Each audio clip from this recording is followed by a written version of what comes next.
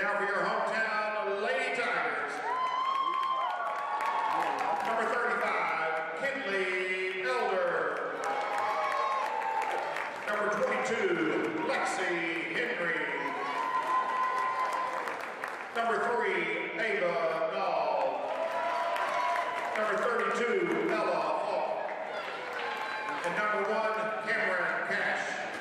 Head coach Prairie, Scott Reed, assisted by Rachel Harmon.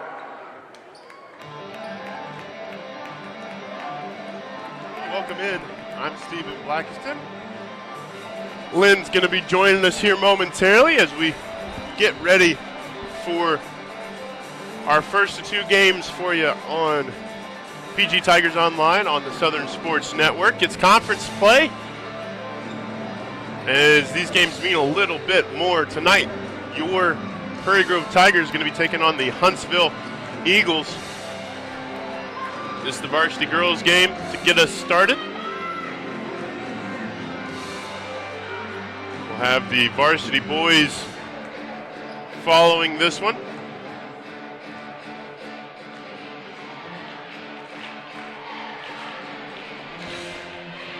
This is the last home game of 2022 for the Tigers, and we are underway.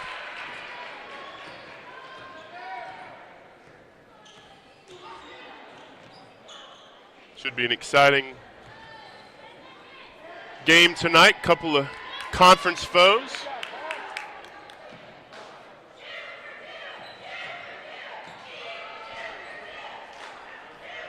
Huntsville off the mark first, able to get a rebound down under the basket, banked in, and good for the first points of the game for Kenna Kirk and the Huntsville Eagles.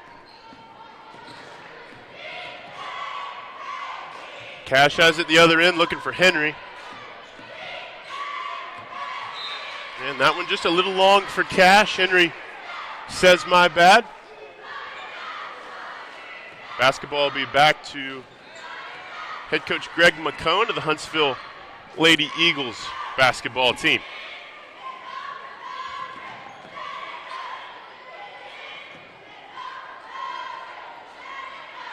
Jumper off the mark, settled by Cash.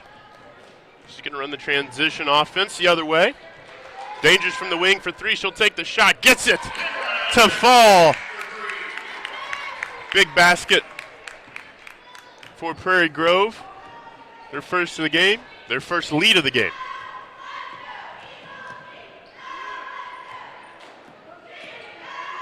Huntsville looking for an answer, but an interception down in the paint, going to lead out the other way. Henry an opportunity, going to go at Kirk.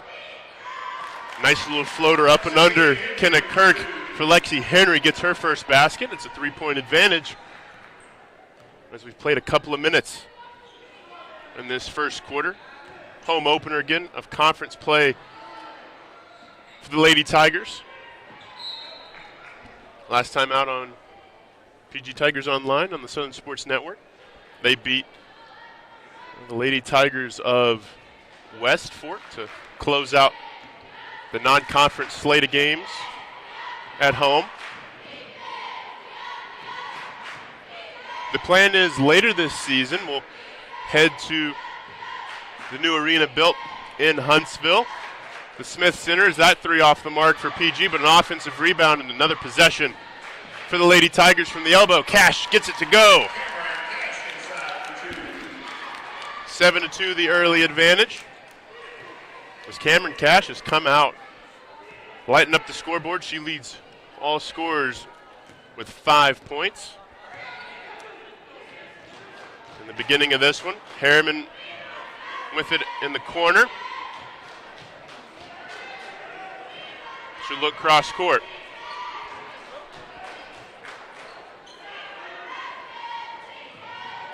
Yeah, but it'll be an empty possession for the Eagles. And Coach Greg McCone going to take a timeout. We'll take a timeout with him.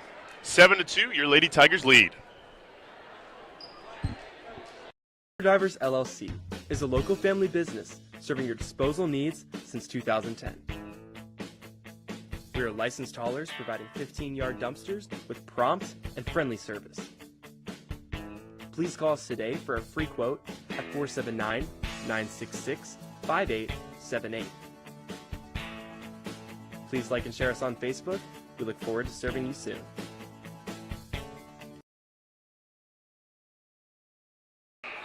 Well, welcome back. Again, I'm Stephen Blackiston,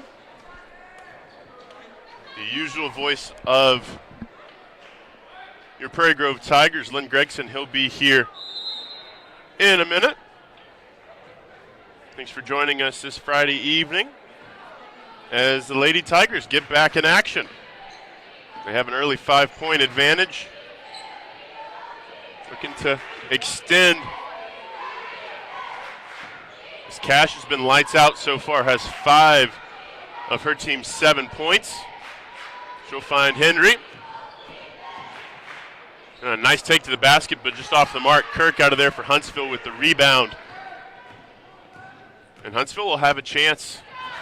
Well, I spoke too soon. I was going to say Huntsville had a chance maybe to score some points for the first time since the beginning of the game. Henry's basket off the mark. And a scramble for the ball, going to stay with Prairie Grove.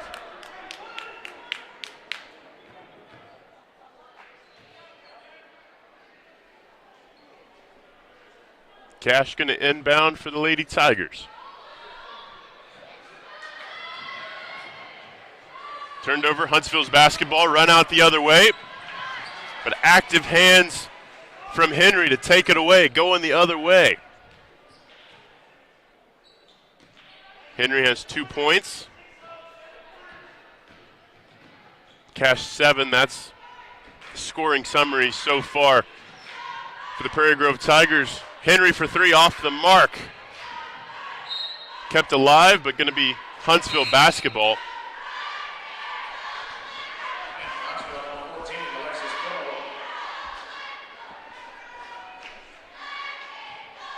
Coach McCona Huntsville going to go to his bench halfway through this first quarter. Both these teams wanting the victory as it's the opening night of conference play.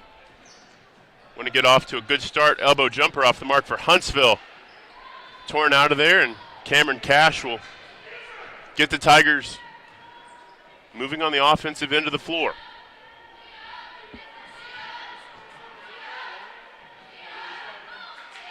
Zone defense from Huntsville. PG able to break, and that's the first foul of the ball game.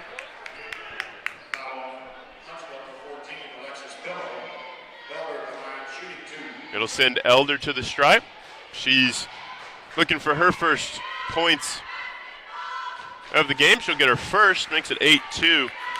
As again, Huntsville has the lone basket. They scored first in this one about 4.5 minutes ago. Second one good for Elder. She has 2. 7 points the advantage for the Lady Tigers. On a 10-second call. Huntsville took too long in their own backcourt.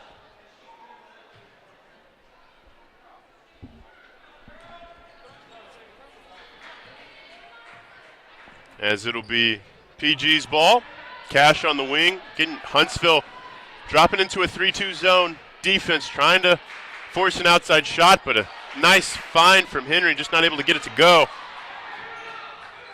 And a long rebound finally corralled by Cameron Cash. She leads all scorers with 5.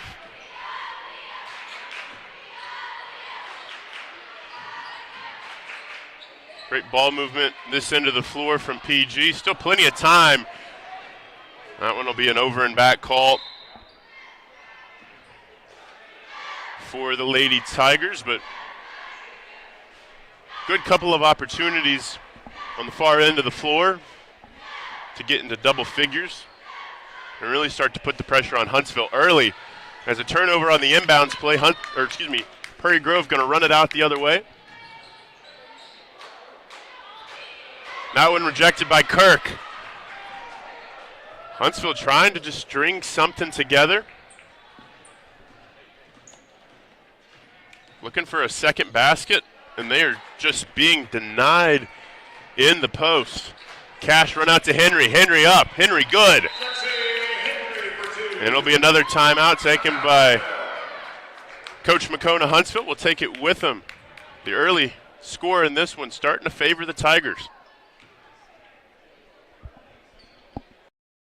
Auto and Farm Supply is an independently owned and operated CarQuest Auto Parts store, a family-owned mom-and-pop business that's been servicing this community since 1983. They can source auto parts from CarQuest and Advanced Auto Warehouses, receiving shipments 5 nights a week. For all your auto parts needs, or if you just want to come down and drink some coffee with the old guys, come see Larry and Karen and the dog Rosie at 119 East Buchanan Street, historic downtown Prairie Grove. Welcome back to Tigers Gym. As PG Athletics, powered by the Southern Sports Network. This again the first conference game of the season in the 4A for Prairie Grove. Be the final home game of 2022 for the Tigers hoop squads of both the boys and girls. They'll be back in action against the familiar foe, the Farmington Cardinals, on January 3rd in 2023. Nall picks up the first foul for Prairie Grove. Both teams playing smart. No fouls early on, but just for a couple. Huntsville still nothing on this end of the floor. They're trying to make something happen, but solid defense thus far. Henry thinks about a three, draws a triple team. Cash will take the three from the wing, off the mark, but an offensive rebound and another opportunity for Prairie Grove to make this a double-digit advantage.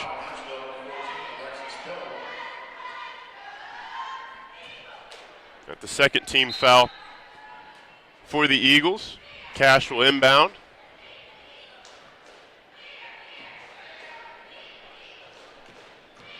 Henry drive to the basket. Doesn't come much easier than that.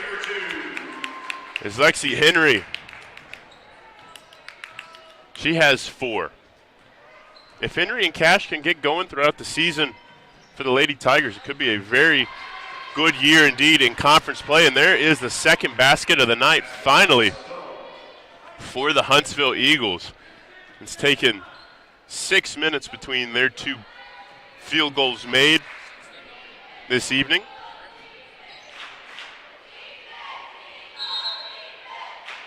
And going to be a reach-in foul on Huntsville.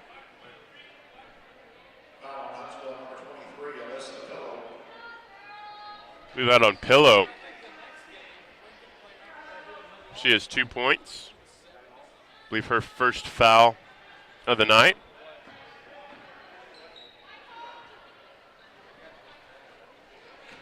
Prairie Grove going to work. Mid-range jumper, no good, but another offensive rebound for the Tigers. Prairie Grove has been feasting on the offensive rebounds. Why they have a 9-point advantage early on. But an empty possession on this end. Huntsville trying to start a run the other way. A feed to Kirk. Down to Harriman, but Harriman denied. Might have got away with a foul. But we'll play on. Huntsville still an opportunity. Shot clock off. 5 seconds. 3. Finds the bottom of the net for the Eagles. That's a big basket for them to end our first quarter of play. 13-7. And no, we're not playing football. Your Lady Prairie Grove Tigers take the lead. Show out of 3 million people in Arkansas, 55% do not attend church on a weekly basis. We value the Word of God in our services. We strive to present it in a practical and engaging way. This is a place where you can belong even before you believe. We will accept you as you are, but we will give you the practical steps to encourage and develop you on your pathway to Christ. We are here for you every step of the way. We'll save us.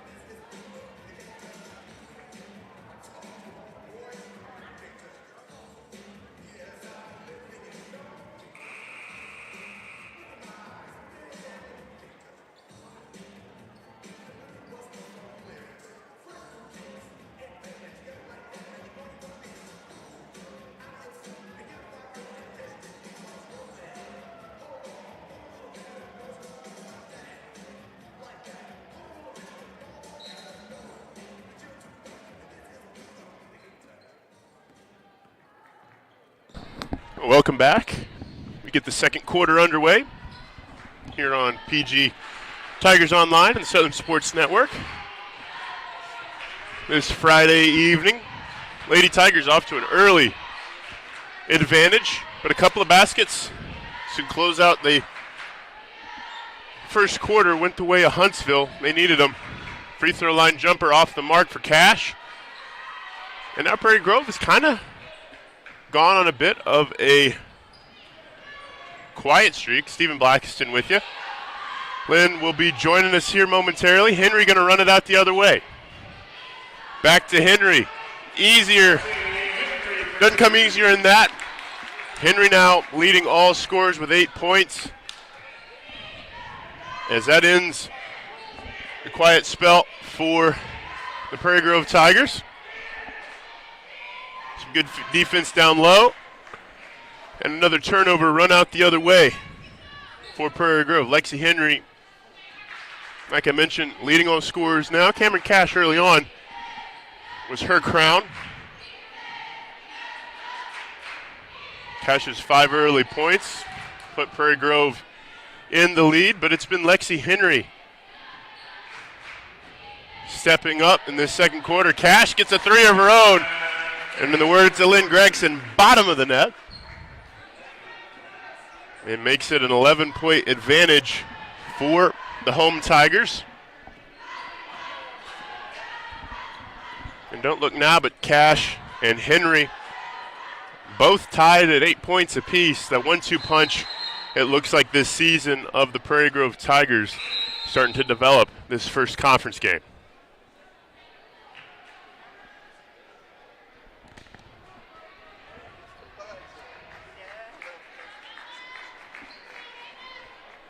Looks like we might have had a held ball, alternating possession. It'll stay with Huntsville. Be interesting to see how Huntsville responds. Now down double digits. They'll have 8 seconds to get a shot off as some good defense down in the low block for Prairie Grove.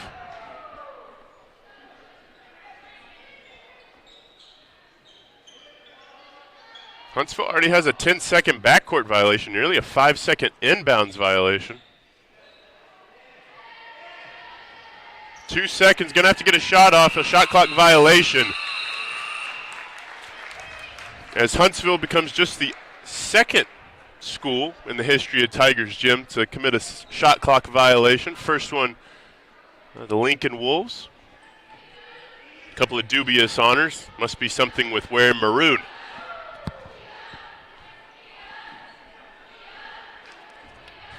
As we near halfway.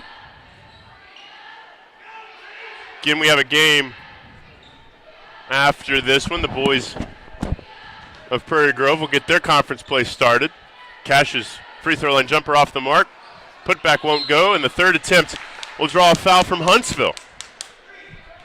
As the man, the myth, the legend Lynn Gregson, welcome in. Thanks, Stephen. Sorry about that. I was trying to get some stuff ready for the game, and looks like the free throw by Falks missed. I I had some issues printing, and my printer went out, and I was having issues, so I was trying to fix it. I got too into it, and so I apologize for the late. And I thought we had a game before. I did too. Yeah, I'll be 100% honest with you and the viewers at home. I was in the hospitality room enjoying some of the great food tonight, and I hear them say they're going to do the national anthem, and it dawns on me, oh, no, the varsity girl game's about to start. There's no JV game. So yeah, I thought we had a JV game, so I thought I had a little extra time, and my apologies for being here late. It looks like our girls have gotten off to a really good start tonight, 18-7, and with Cash and both her and Henry with 8 points. That's a heck of a start. That's 16 of the 18 right there. Yeah, it certainly is. And like I was mentioning earlier, Lynn, this 1-2 punch of Cash and Henry, if they can continue to build that momentum, be consistent scorers, it's hard to play against two superstars. You're going to have to make one of them have an off night. And here's the thing. Here's another one that's capable of that same. They can get the foul call there, but Falk is also in that same way. Ella can really explode sometimes. The shot's up and looks like that was number 33, Carly Seiler, with that basket. And let's see. And Coach Reed's going to take a 30.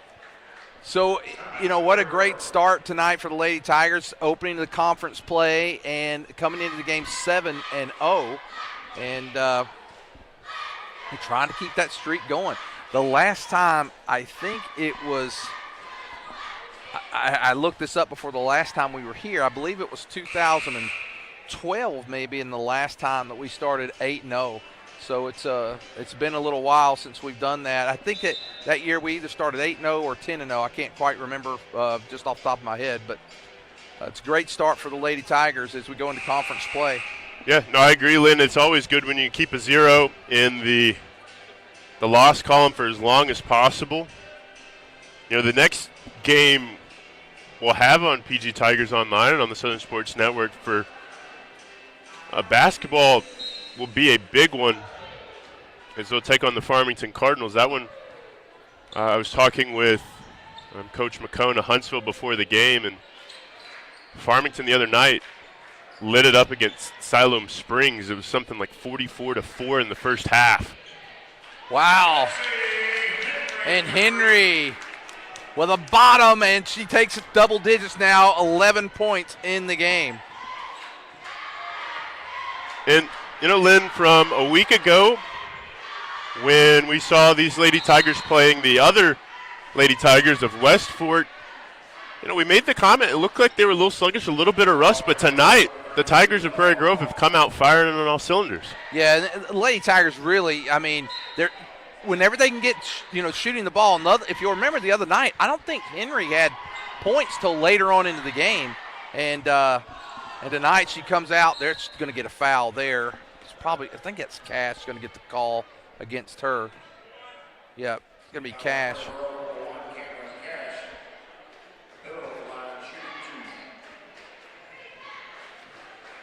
Well, there will be one more conference game. There's a shot, and she makes it.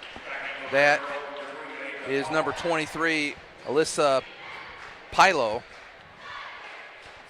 I think it's Pilo and not Pillow. It is Pillow. I heard that at first too. I was like, okay, I guess we'll go with it. Yeah. No, for sure. Yeah, but 21-10, Lady Tigers, second one from Pilo on the way. She makes them both. But there is one more conference game. Now, we will not be broadcasting it. It happens next Tuesday evening. Gentry, we travel to Gentry to play. The Lady Tigers will go there. And Lady Pioneers off to a pretty good start themselves at 8-3 on the season. And, of course, 1-0 in conference play. That's what the mission is tonight for the girls in white. If you can start off on a good foot and start stacking some wins in the conference play, could be a dangerous run down the way. Three-pointer in and out. That's good. Nice hustle. Great hustle that time by Chambliss, Bree Chambliss. That's a good hustle to get that rebound. 3:15 to go here, first half. Lady Tigers up by 10. And there is Cash. She's going to bring it out. They'll restart. 15 seconds now on the shot clock, so plenty of time for the Lady Tigers to look for a good shot. There's Cash. She's Cash. Bottom! There, another. Boy, hey, Cash and Henry are like, no, I want to be the leading scorer tonight. No, I want to be the leading scorer tonight. Both of them with 11, three-pointer, and a nice shot by Pillow right there. Pilo. I knew I was going to mess it up. Yeah, but no, back to the Cash and Henry thing. They're early on, it was 5 straight points for Cameron Cash. Then Henry comes claws it back. Now they're both knotted back up at 11 points apiece. And Bree hits the rim, doesn't get it.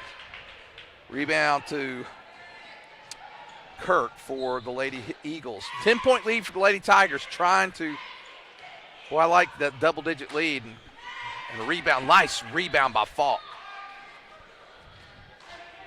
Yeah, but Lynn, we learned last time out, double digits might not just be safe enough. But so far you have to be impressed with what Prairie Grove's been able to do through 2 quarters. It's really been a big turnaround from what we saw a week ago. Oh, I thought we were going to get another one, and no good. Rebound goes into the hands of Heron. And now Foster with the ball. She gives it back to Pilo. Looks like Elder's going to check back in for the Lady Tigers. We approach about a minute and a half to go here in the first half. Lady Tigers still, oh, man. Oh, yeah, you're going to get that foul right there by Barnes. Bella, if you stand there and hold straight up, but when you lean over. That's when they get you. Yeah, they get you there. Really appreciate you getting this thing started tonight, Steve. No worries. I'm so sorry about being late. No worries at all. On the shot is Kirk. She misses the first one. Checking in is Henry and Elder. Chambliss and Falk are going to come out. 1:32 to go here, first half. Lady Tigers up by 10. Actually, Falk's going to come back in, and Barnes is going to come out. So Lady Tigers with that starting 5 in to end this half, and Kurt cuts that lead down to 9, 24-15. Heron comes in for the Lady Eagles. Coach Elder, you need to get that other point up there for him. We don't want to be cheating him now. He's going to get to it. He had a full workload. He did the junior varsity boys game before this one. Oh, nice cutback. That give and go there, that was nice. It certainly is, and that's something when you have 2 awesome scorers like Henry and Cash, eyeballs are going to be on her. You got to find a third body. Henry picks up that foul, and that was a really unnecessary foul here with 1:08. That's her second foul. Boy, that's a tough one to pick up right here before the half. Oh, almost get it. Now we approach 1 minute to go. Nice man-to-man defense there by the Lady Tigers. Yeah, Henry's had some active hands tonight. A couple of steals have led to a few easy baskets for her. Now she wants to be careful here and not pick up that third foul. Nice cut by the Lady Eagles, but can't convert. And no, they're going to, yeah. That was a nice play that time by number 32, Julie Emmett, to try to save it, but Lady Tigers get it, and there's a differential of about 7 seconds between the game clock and the shot clock. So Lady Tigers will have to get one more shot off. Elder over to Cash, 30 seconds. I'll be interested to see if Cash or Henry go into the locker room leading and scoring. Man, Ella had a good shot. No shot clock now. And Cash. Oh, come on now. I didn't think she walked. Yeah, it's hard to tell. It was a bit of a mass of humanity in front of her. She was just trying to clear out some space, I think, trying to get her own footing. And now looking inside, a nice job by, now we got 10 seconds. Here comes Henry. Henry going down, gives it, don't foul. It's almost like she heard you there for a second. She was thinking about trying to get the steal and backed off at the last moment. Well, that's going to do it for the first half. Lady Tigers 26, Lady Eagles 15. For the Tigers, leading scorers are Cash and Henry, both with 11. Got Ella Falk with 2, and I believe it was Chambliss also with 2. And so there's our that's our 26. And the leading scorer, number 23, is Alyssa Pilo for the Lady Eagles. Well, that's going to do it. We'll be back in 8 minutes for the second half. Enjoy the cheerleaders, and then we'll be back in a bit for the second half.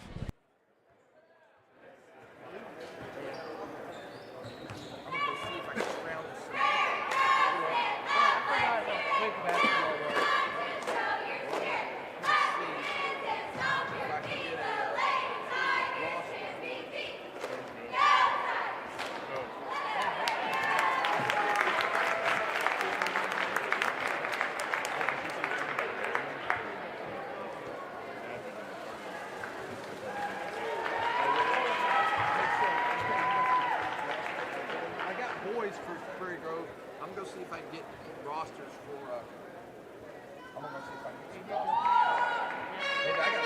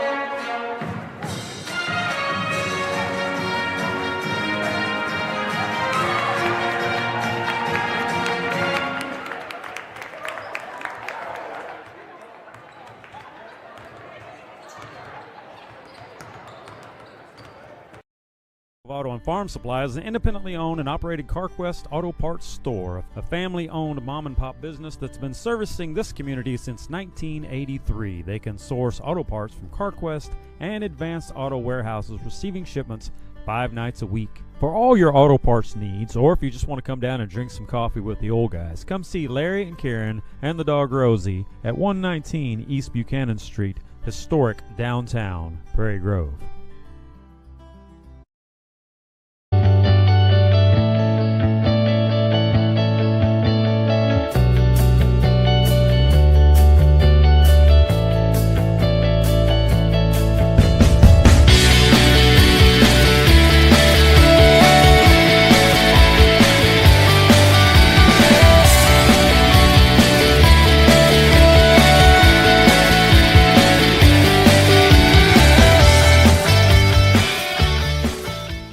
Dumpster Divers LLC is a local family business serving your disposal needs since 2010.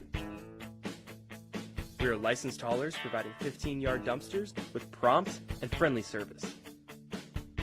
Please call us today for a free quote at 479-966-5878. Please like and share us on Facebook. We look forward to serving you soon. Hi, my name is Jackson, and my family owns Faithful Auto in Farmington, and we love Jesus. Being upfront and honest are part of our core values. You can come see us for your complete auto care. We offer computer diagnostics, brake work, air conditioning service and repair, front end and oil changes. By the way, our computer system uploads your maintenance records to Carfax, so you can take super good care of your car. Have you been in a fender bender? Let us do your collision repair. We're open Monday through Friday, 8 to 5, so call for an appointment. We're proud to support the Prairie Grove Tigers. Go Tigers! Harton Furniture is conveniently located on Highway 62 between Prairie Grove and Farmington. Terry Harton carries staple brands such as Mayo, Best Chair, Ashley, Restonic, and Von Bassett.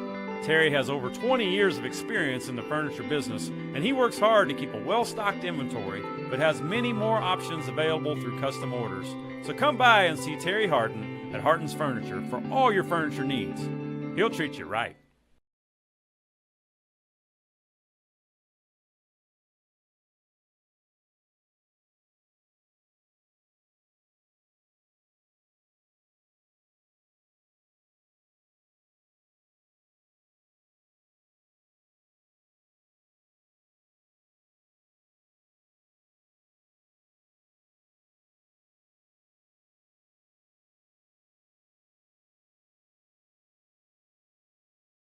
Statistics show out of 3 million people in Arkansas, 55% do not attend church on a weekly basis. We value the Word of God in our services. We strive to present it in a practical and engaging way. This is a place where you can belong even before you believe. We will accept you as you are, but we will give you the practical steps to encourage and develop you on your pathway to Christ. We are here for you every step of the way. We'll save a seat for you. Zing Broadband is a proud sponsor of area schools and is excited to offer incredible fast internet speeds. Our students can focus on what really matters, knowing that Zing Broadband can keep up with them. We recognize the hard work and dedication of our students and athletes, and we've built a network to deliver their demand. Zing Broadband proudly serves our local communities and supports all their endeavors. Kimball Mechanical Systems specializes in installing plumbing, HVAC, and electrical systems in mid to large housing projects, including subdivisions, apartment complexes, and military housing. Kimball wants to partner with more people who want to earn a good living in the skilled trades. Kimball is the largest mechanical contractor in Arkansas with 8 other locations nationwide. Kimball is proud to have won Arkansas's Best Places to Work 5 years in a row. They provide excellent benefits and an amazing family-oriented culture. For great job opportunities, check out kmsjobs.com.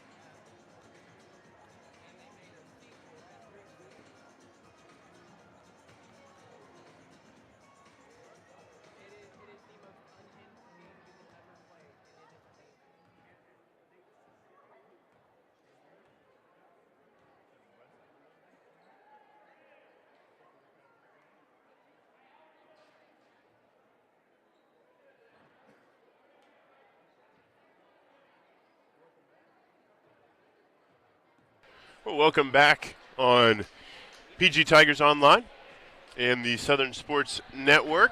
Thanks for joining us this Friday evening. I'm Stephen Blackiston.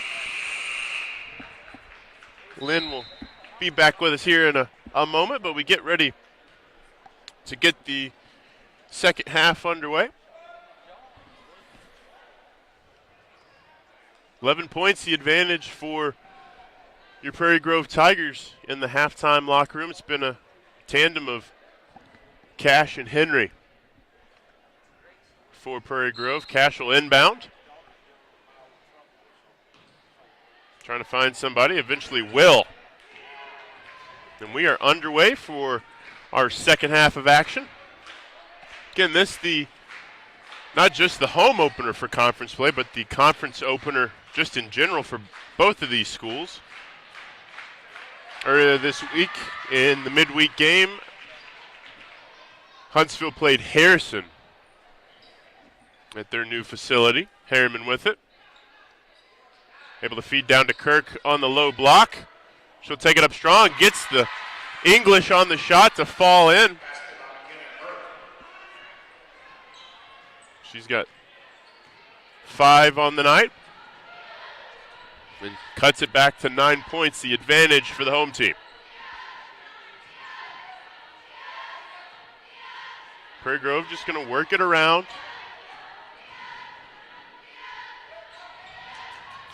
That pass just off the mark, but kept alive by Cameron Cash. He's got 9 seconds at the shot clock. Another empty possession. It seems Huntsville can kind of start the quarter on a bit of a roll, but Prairie Grove kind of sustains the run over the course of the quarter. As Prairie Grove will take a timeout, we'll take it with them as we get underway in the third quarter. Kimball Mechanical Systems specializes in installing plumbing, HVAC, and electrical systems in mid to large housing projects, including subdivisions, apartment complexes, and military housing. Kimball wants to partner with more people who want to earn a good living in the skilled trades. Kimball is the largest mechanical contractor in Arkansas with 8 other locations nationwide. Kimball is proud to have won Arkansas's Best Places to Work 5 years in a row. They provide excellent benefits and an amazing family-oriented culture. For great job opportunities, check out kmsjobs.com. Okay, we're back. Lady Tigers up by 9. Stephen, I think I like keeping a double-digit lead, but we did learn last week in that boys game. No lead is safe. You know what was so tough about that? We made such a great comeback to fall short in overtime, but definitely was a fun game. You know, you have these games and you really liked, it's fun to announce. That was a fun one to announce. Shot on the way, no good. Nice box out that time by Elder. Here comes Falk down the floor. She's getting down there quick. She certainly can. And Lynn, while we don't have necessarily official stats, just on the eye test alone, Prairie Grove is feasting on the boards on both ends of the floor. And that's, I think, one of the big contributing factors of why this lead is as big as it is for Prairie Grove so far. Yeah, you're right. Yeah, Henry hesitated. She thought she was going to take it, and then she said, I think I'll step back and take a 3. She started stepping before she dribbled and turns the ball over.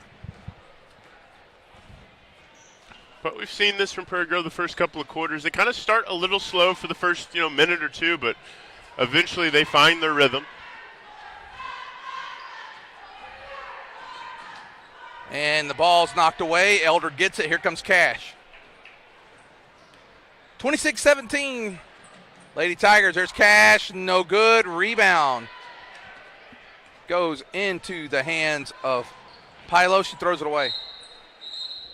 She's trying to get it to Heron, but unable to do so. Here comes Chambliss, comes into the game.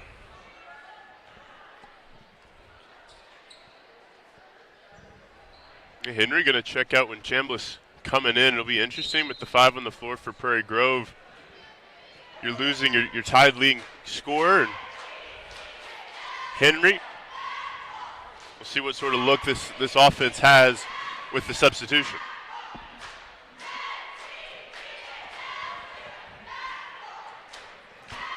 And Falk. Chambliss came. There's Elder, got it. Nice little short jumper there by Chandler. About an 8-footer there. Puts it in, gives them back an 11-point lead. But Henry came out. Looks like she's going to check back in. So Coach Reed needed to tell her something. Not sure what he told her, but and you know what? That's a great job by Elder. She fronted her real well, unable to. They tried to get that. It had to be a really sharp pass. They weren't able to do it. Yeah, the defense has been outstanding for Prairie Grove so far tonight, and that last time down for Elder, knocking down the basket, I think that's a big moment to see for Coach Reed as well.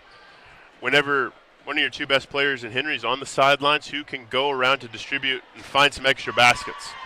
Yeah, and I still feel this with this team. Having watched, these girls, a lot of them have played for a couple of years now. Henry can score, Cash can score, Falk can score, Elder can score. Nall can also, not maybe as frequently, but 4 of these girls can definitely put the points on the board. Shot on the way, Pilo misses, and nice try there by Heron to save it. Heron's 5'10", she's pretty tall. Yeah, Harriman went after it, trying to keep it alive. She high motor player. Her father, part of the St. Louis Cardinals organization back in the day. Kind of a cool little hidden gem. That is a nice gem, and I'll tell you right there in that inbound, just that little bit of pressure that Huntsville gave there caused the ball to be thrown away. Henry definitely wants to get through this quarter without that 3rd foul if possible. And there's Elder. Elder's defense is superb. It's been absolutely superb.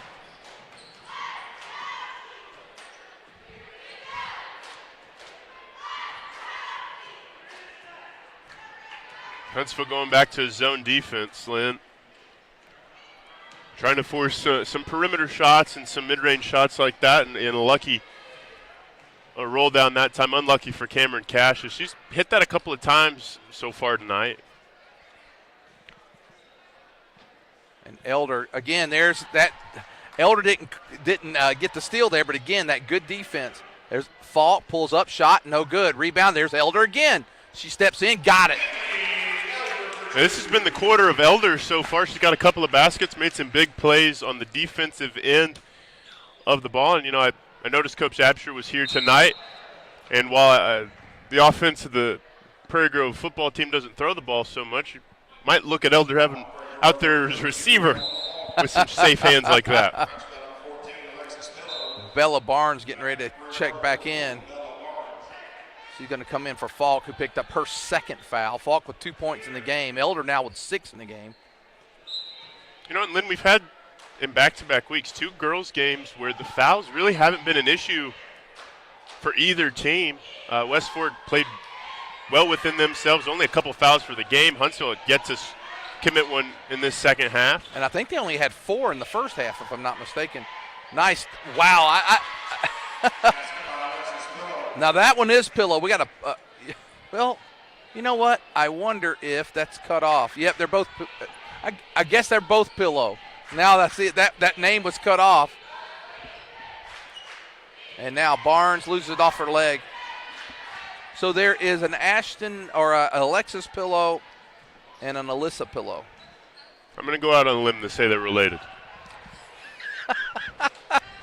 Well, that's a big limb you went out on. No, with the rebound. She's going to get fouled, and it's going to be on Pillow. Yeah, on this sheet here that I have, it had it P-I-L-L-O, so I would assume that would have been Pilo. And then stretched it out just a bit, and it has a W on the end of it. I'm sure the Pillow family are happy that we got it right. We got it right, certainly. As both of the Pillows have had good games for Huntsville so far, a couple of points between the two. Elder picks up a foul. That's her second, team third, as we have 2-13. And Prairie Grove's only scored 4 points here in this quarter. And so has Huntsville, for that matter.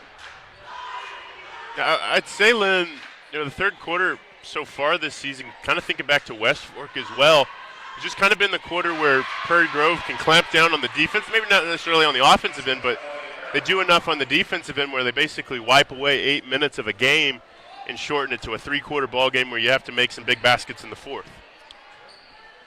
You're right. Harriman with that basket, and she cuts the lead to 9, so it's to single digits. There's Cash to Henry. Henry with a long three. Bottom! Lexi Henry gives Prairie Grove a 12-point lead with under a minute and a half to go here in the third quarter. Yeah, Lexi says, you're not going to come step out all the way on me? Sure, I'll take the shot. Why don't you get a hand up next time? That was a deep three, too. Almost stolen. Here's the three-pointer on the way from Huntsville, and they get the three. So a nice three that time by Emmett. Julie Emmett pulls it back within 9. 1 minute and 5 seconds to go now in the third quarter. Nall on the attack. Nice defense this time by the Lady Eagles. It's kind of an interesting defense they have there. Knocked away and back into the hands of Nall. Henry for three. Off. Barnes. Elder ends up with it. Now Cash with it. 40 seconds to go. There's Cash for three. No good. Rebound goes in the hand of Pillow. Pillow looks up. Oh, man, got a commit there. And nice shot by Pillow. Cuts it to 7, 33-26. 25 seconds to go here in the quarter. Yeah, Prairie Grove this end of the floor. They can settle for the last shot. The shot clock off. Need to get a good shot. There's Elder. Pull up. Shot on the way. No good. Nall hustles. Get that rebound. Back out to Cash with 8 seconds. To Henry. Knocked away. And looks like the Lady Eagles. And they're going to get the ball to start the quarter here as well. Well, that's going to do it. After 3 quarters of play, it is the Lady Tigers 33, Lady Eagles 26. Back for the fourth and final quarter after this. Zing Broadband is a proud sponsor of area schools and is excited to offer incredible fast internet speeds. Our students can focus on what really matters, knowing that Zing Broadband can keep up with them. We recognize the hard work and dedication of our students and athletes, and we've built a network to deliver their demand. Zing Broadband proudly serves our local communities and supports all their endeavors.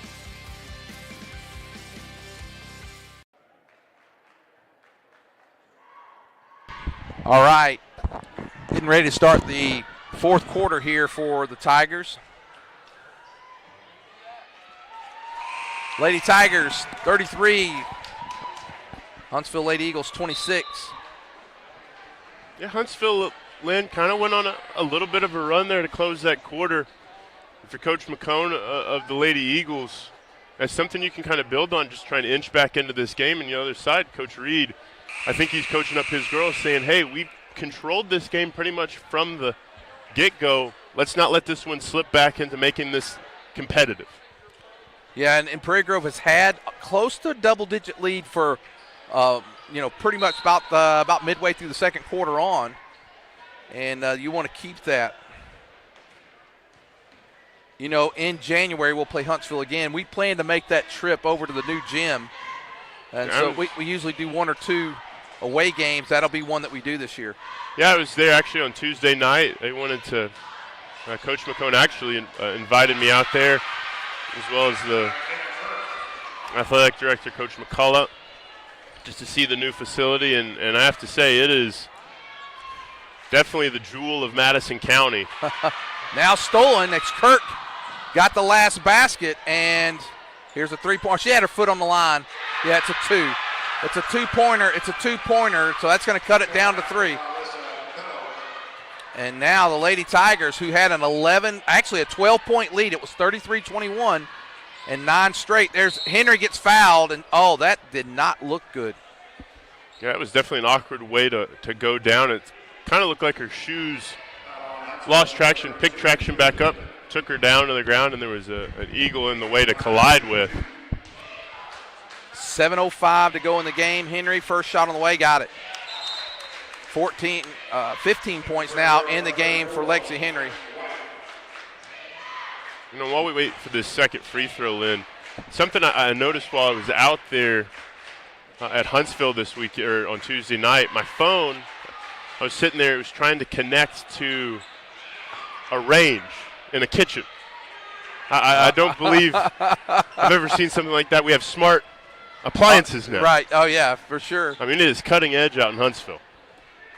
Well, Henry made one of two. Elder got the rebound. I thought we were going to get a chance to stretch that lead back out. Nice spin move, no good. Wow, should have been a foul on the rebound there. No call. That was definitely a collision on Cameron Cash. Surprised they didn't blow the whistle. Cash thought she was going to take that three. 34-30, Lady Tigers still with that lead. That should be a walk, and the Lady Tigers will get it. No call there. Maybe she didn't have possession to call that walk, but I saw her rolling, I thought, with the ball, but maybe she didn't have possession. 34-30, 12-point lead. Got down to 3. Henry goes baseline, pull-up shot on the way, no good. And the Lady Tigers have gotten cold and has allowed these Lady Eagles to get back in the game. Huntsville now gets it inside. And there's Kirk. She's going to get fouled. And I think that's going to be Elder, and that's going to be her third. It's the team's fourth, 6:08 to go.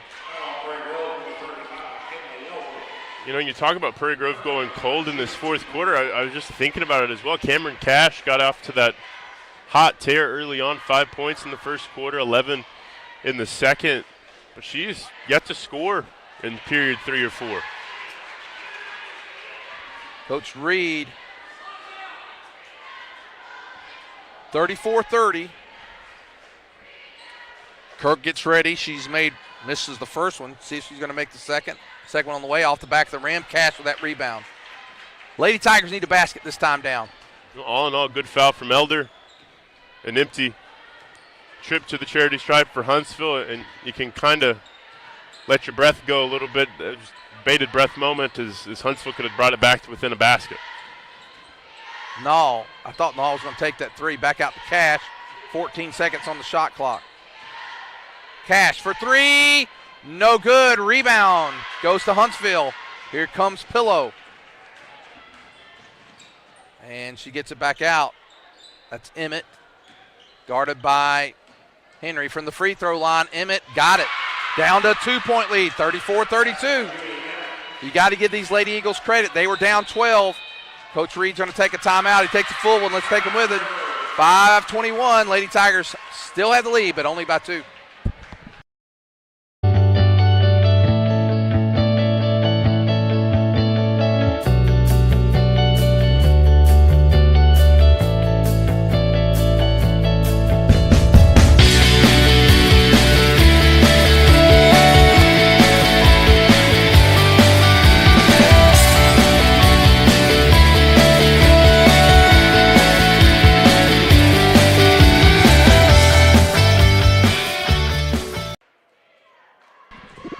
All right, 5:21 to go in the game. Lady Tigers clinging to a 2-point lead. Lady Tigers have led by as many as 12. Matter of fact, it was 33-21. Since that time, the Lady Eagles have outscored Prairie Grove 11-2. And that was early here in the fourth quarter, if I'm not mistaken, right? Yeah, it certainly was. As Huntsville's just chipped away at it in the second half. They've really started to have some success, particularly going to Alyssa Pillow, the 5'7" senior, and she's leading all Eagles with 14 points.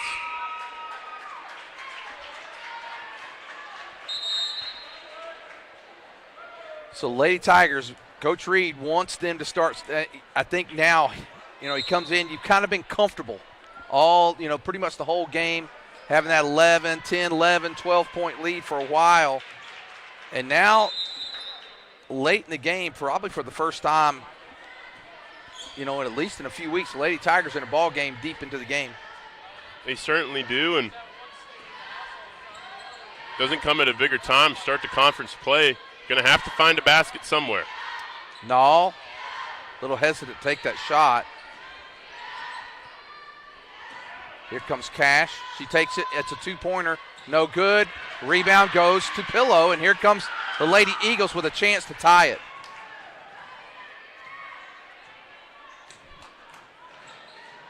Shot on the way, no good. Elder, where's the foul? No, that's Henry, I'm sorry. Henry thought she got fouled as well, no call. Lays it up and in, nice job that time by White. Back to a 4-point lead. I'm looking for Ella Falk. I do not see her on the bench, so I saw her dad come up here early. I don't know if there was something she had to leave for, but there's Elder with a rebound and Henry coming down the floor quickly. And Henry's going to try to just get there. It's blocked. It's blocked that time by Kirk. Kirk just basically punched it out. Wow, and a 3-pointer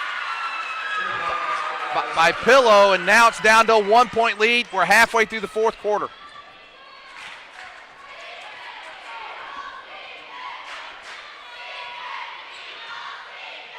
Nall for 3, no good.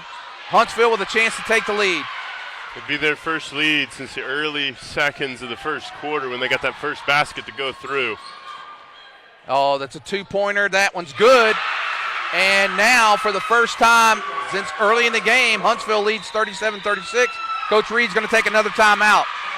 Let's take it with them. Lady Tigers fall behind. Divers LLC is a local family business serving your disposal needs since 2010. We are licensed haulers providing 15-yard dumpsters with prompt and friendly service. Please call us today for a free quote at 479-966-5878. Please like and share us on Facebook. We look forward to serving you soon.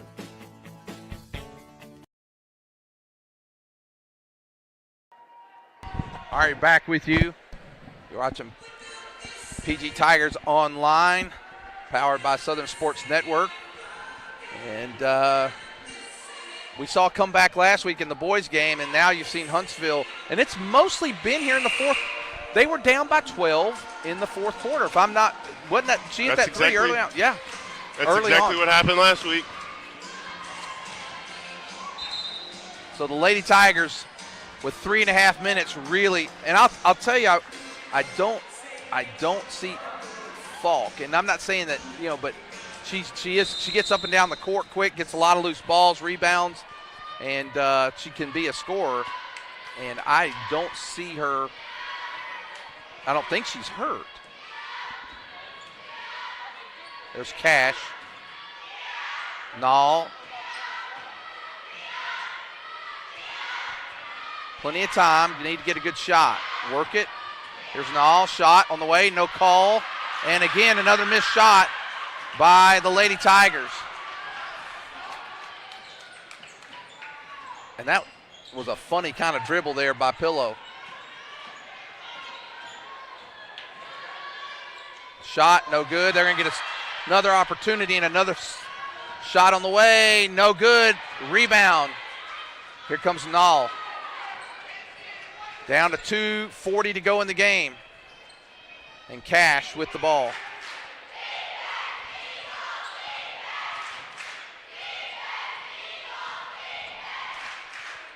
Cash. Somebody comes to come out and help her. She's got the three. No good. Rebound. Goes into the hands of Pillow. That's the other Pillow, Alexis. Yeah, and I thought there Cash able to get her defender to fall to the ground, had the best look at a three she's had this second half. I think she was surprised she was that open. Here comes Henry. Gives it, dishes in. Gives Henry now with 17 in the game, gives the Lady Tigers back a 1-point lead. And this might have to just become the Lexi Henry show for these final 2 minutes or so. It looks like she is locked in, ready to get a basket every time she goes down the floor. Pillow back out. That's Kirk. A big three from Kirk. No good. And the rebound goes out, or the ball goes out. Lady Tigers with it. Every possession counts here. Chambliss is going to coming in for Cash. That's the first time Cash is going to head to the sideline tonight. Lady Tigers, these are important possessions because you get a basket here, you at least extend so that you can't go behind on the next time down. 1:40 to go in the game. And crucially also, there's about, if you look at the shot clock, probably about, 3 or 4 possessions left in it with the shot clock as well. So anytime you can get a basket, it's an opportunity. And that time, Nall gets called for a walk. I'm not sure I saw that. Yeah, I didn't have a good look at it either, to be honest, but I guess that FAR official did. You're right. There's not a lot of possessions left.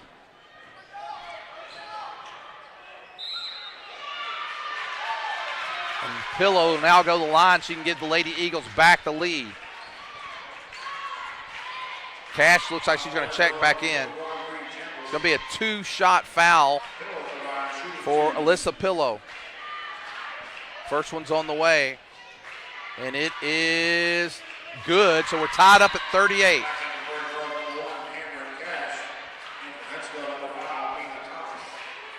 Lady Tigers definitely need to box out here on a missed shot. If they miss, they need to got to have a basket. You don't want to get down 3 in this situation. Second one's on the way. They're down 1. Niles got it. Now getting down the floor quick. Well, we had a chance. They were kind of dragging, getting back, and we kind of took our time to set up the offense. Here comes Nall. And setting up the offense also allowed Huntsville to set into this zone. And they get the rebound. Down to a minute to go, and now the Lady Tigers got to stop on the defense. Now, the good thing is they can't stall all the way to the end, but Lady Tigers got to get a stop. And nearly a 10-second call for Huntsville. Real leisurely pace. They're going to call the foul. It's going to be on the floor, though.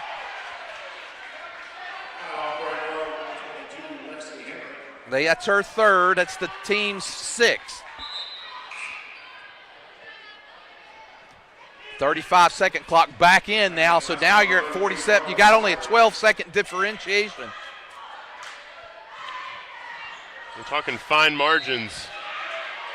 They're going to call Henry again. This time it'll be a 1-and-1. I don't necessarily know what Lexi Henry's supposed to do in that situation. And here comes Falk.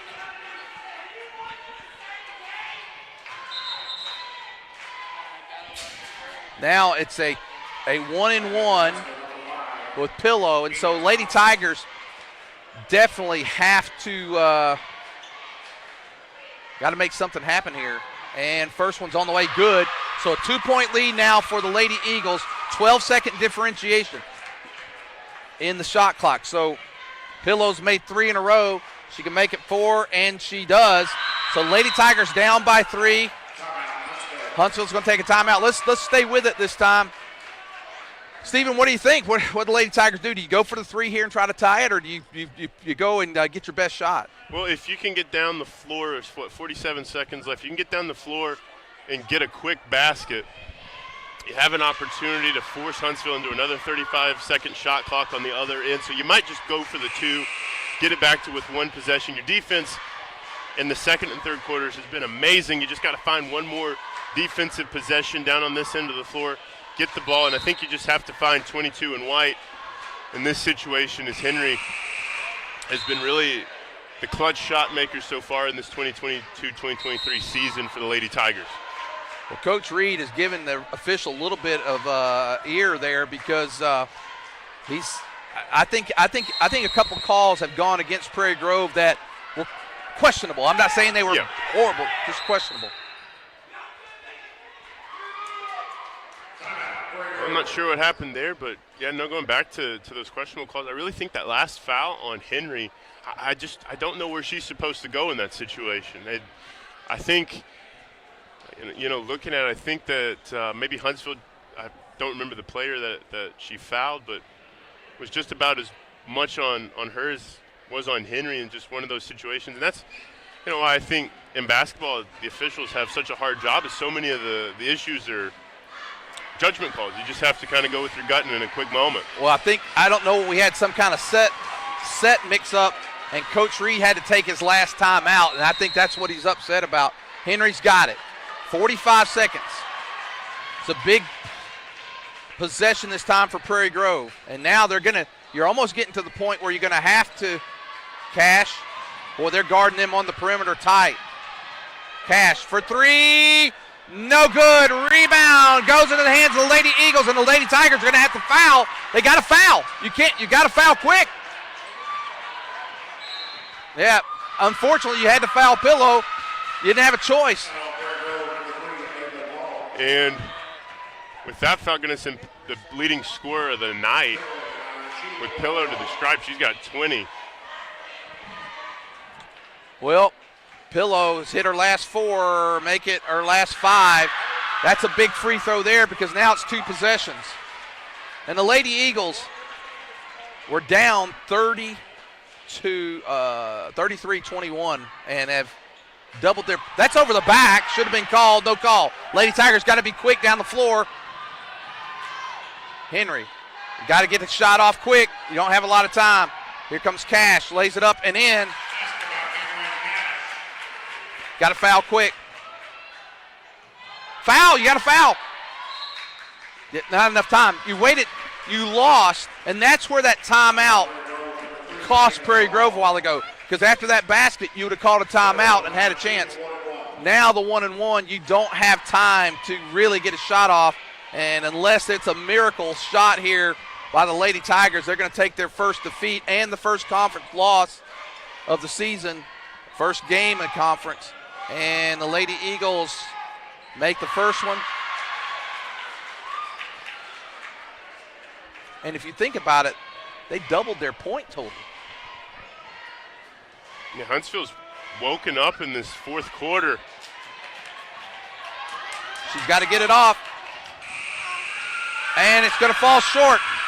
And the Lady Tigers, for the first time in the 22-23 season, go down 43-40 to the Lady Eagles. And I got to tell you, Henry ends up with 17, Elder with 6, and Cash with 13. Cash was pretty quiet in the second half, and really, hats off. It was 30. I don't remember at what point in the game it was 33-21 exactly. It was early fourth quarter. Think about it. They scored 22 points in A quarter. a quarter, which doubled their point total for the game. I mean, that's hard to do at any level of basketball, but yeah, hats off to the Lady Eagles head coach Greg McCone. They get their first conference win, and for the Lady Tigers, you go to Gentry next, and then the road does not get any easier as Farmington will come to town for the next home game in January. Yeah, well, that's going to do it for the girls. We're going to take about a 10-minute break. We'll be back for the boys' game, and we'll see you then. We'll be back. Auto and Farm Supply is an independently owned and operated CarQuest Auto Parts store, a family-owned mom-and-pop business that's been servicing this community since 1983. They can source auto parts from CarQuest and Advanced Auto Warehouses, receiving shipments 5 nights a week.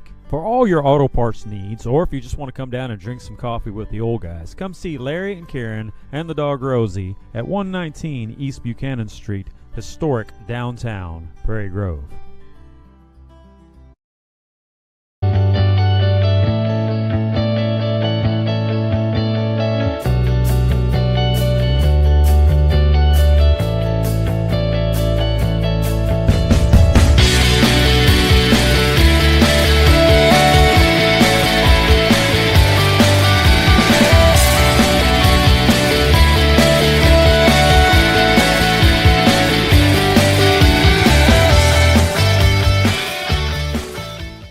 Dumpster Divers LLC is a local family business serving your disposal needs since 2010.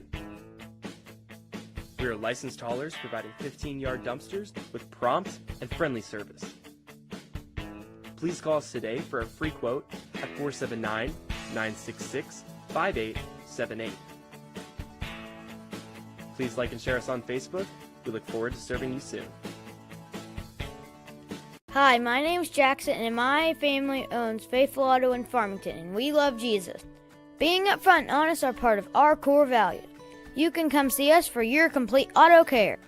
We offer computer diagnostics, brake work, air conditioning service and repair, front end and oil changes.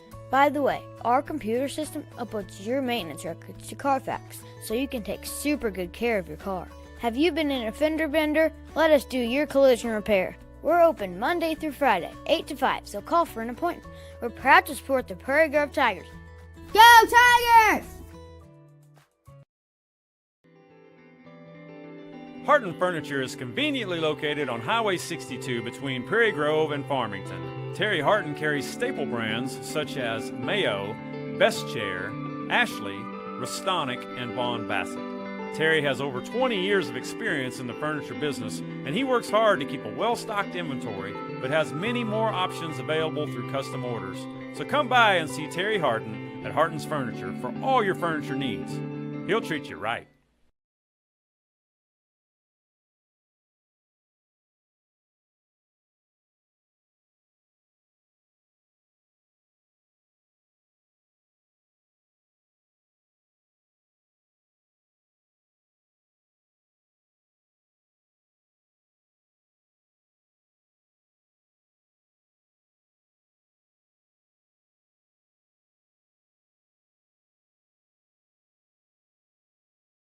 Statistics show out of 3 million people in Arkansas, 55% do not attend church on a weekly basis. We value the Word of God in our services.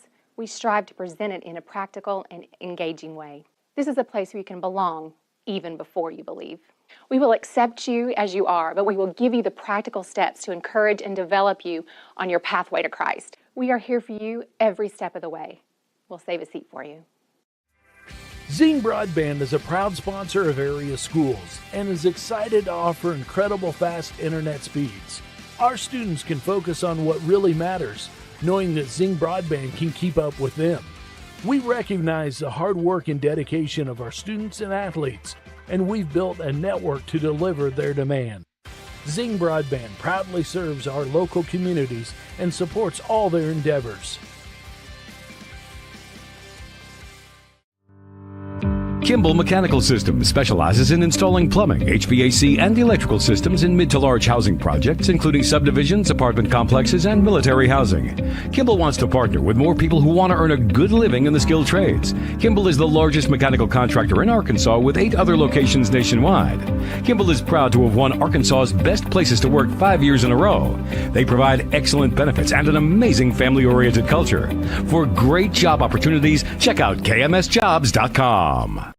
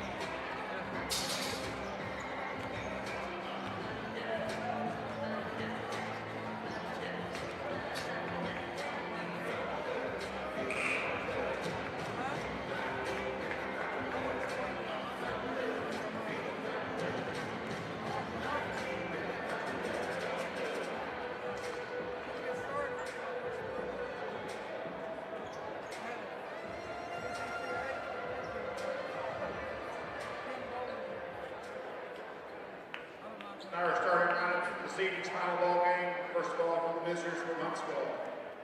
Number 0, Hayden McCubbin. Number 11, Cooper Shepard. Number 23, Troy Lambert. Number 24, Kobe Ogden. And number 31, Amos Mays. Head coach for Huntsville is River Grosskaner, assisted by Justin Harris and Nick Coulter. And now for the Prairie Grove Tigers. Number 3, Eric Henderson.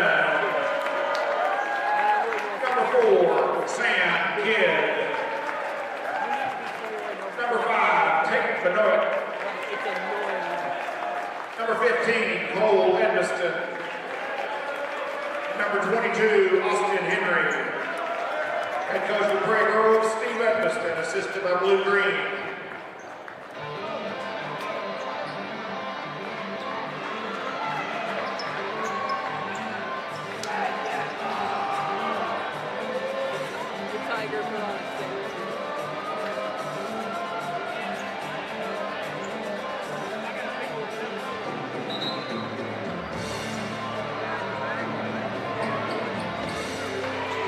We're back, getting ready for the boys' game, the tip-off, and a heartbreaking loss in our first encounter tonight with Lady Tigers losing a 12-point lead in the fourth quarter to fall for their first loss of the season.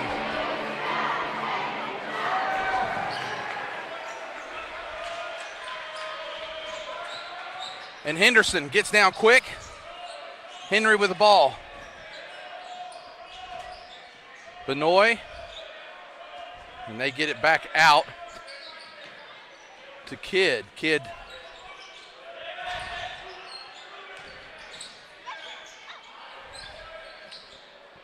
and Henderson. Boy, they have good defense, and Henderson for 3, no good.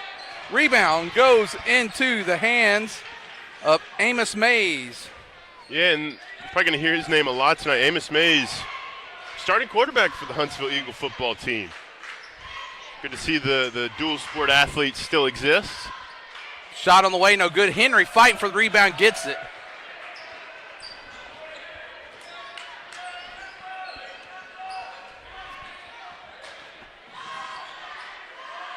Kidd, oh, he might have got away with a walk. He got away with 2 of them, but he gets the basket. And that's something, Lynn, with Kidd. In 3 games we've had this season, it's nice to see that maturity from Kidd. That first game of the year, he would have taken that 3 right out of the gate, but settles, looks for a better shot, and gets it off the glass to go for the first basket. Inside, there's Mays. No good. Wow, we got a little break there, Mays. You're not going to see him miss many of those. So, and that's something that's interesting. It's normally the opposite of what I'm going to say is true, but whenever a right-handed scorer goes to the left-handed side of the basket, normally that's where you miss that shot. Mays, a left-handed quarterback, and I guess left-handed shooter as well, went up with the left hand on the right side of the goal. He's going to get Kidd's going to get fouled. First foul of the ball game. Lambert picks up his first foul. They got to get it in, and it gets it into Benoit.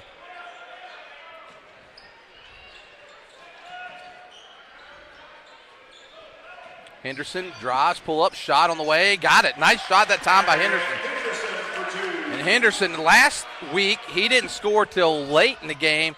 Gets a pretty quick basket. There's a 3-pointer on the way, no good. Rebound, nice rebound that time. That is McCubbin. I'm going to say something, and I hope no one takes offense to this. I've been watching Huntsville play against Prairie Grove for 20 years. And you look at them when they first come out on the floor, and you're always like, well, we should be all right tonight. And that's nothing. I mean, their state championship team from 2007, same way. But they always can play. They're always fundamentally sound. They can always shoot the ball. They're always well coached and have been for many years. They certainly are. And McCubbin makes both of those baskets, and that gives Huntsville Eagles their first 2 points of the game. 4-2 Prairie Grove leads. Kidd with a 3.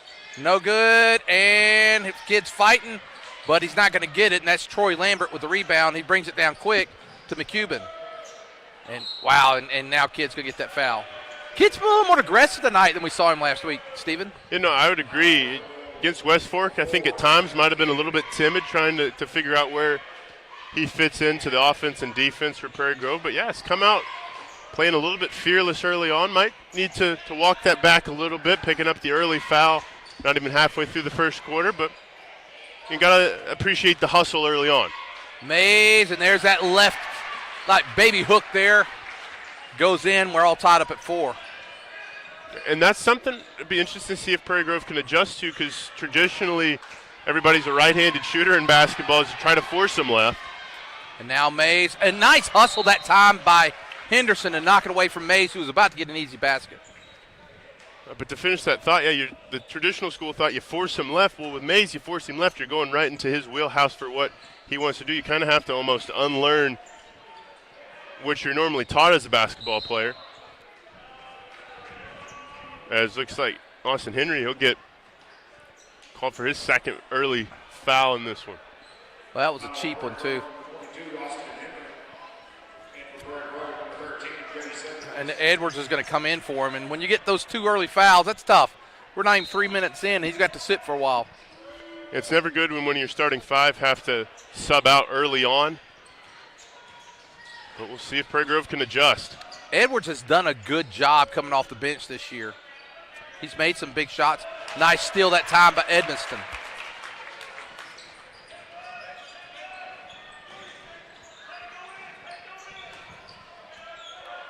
Kidd, he had a wide open 3 and decided to try to get a little closer.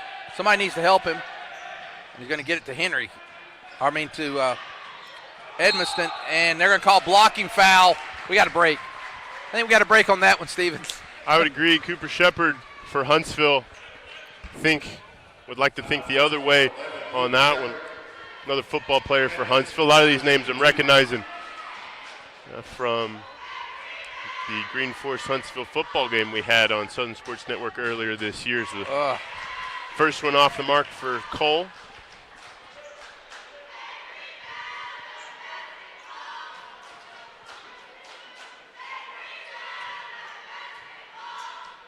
Second one on the way. That one back iron as well. Empty possession for Cole. Edmondson at the stripe and run out the other way. And quickly they get it down the floor. That's number 11. That's Shepard, and he gets his first basket of the game. And Edmondson missing 2 free throws. A bit unlike him. Tigers take a timeout. Let's take this one with them. We'll be back in just a moment. Zing Broadband is a proud sponsor of area schools and is excited to offer incredible fast internet speeds. Our students can focus on what really matters, knowing that Zing Broadband can keep up with them. We recognize the hard work and dedication of our students and athletes, and we've built a network to deliver their demand. Zing Broadband proudly serves our local communities and supports all their endeavors.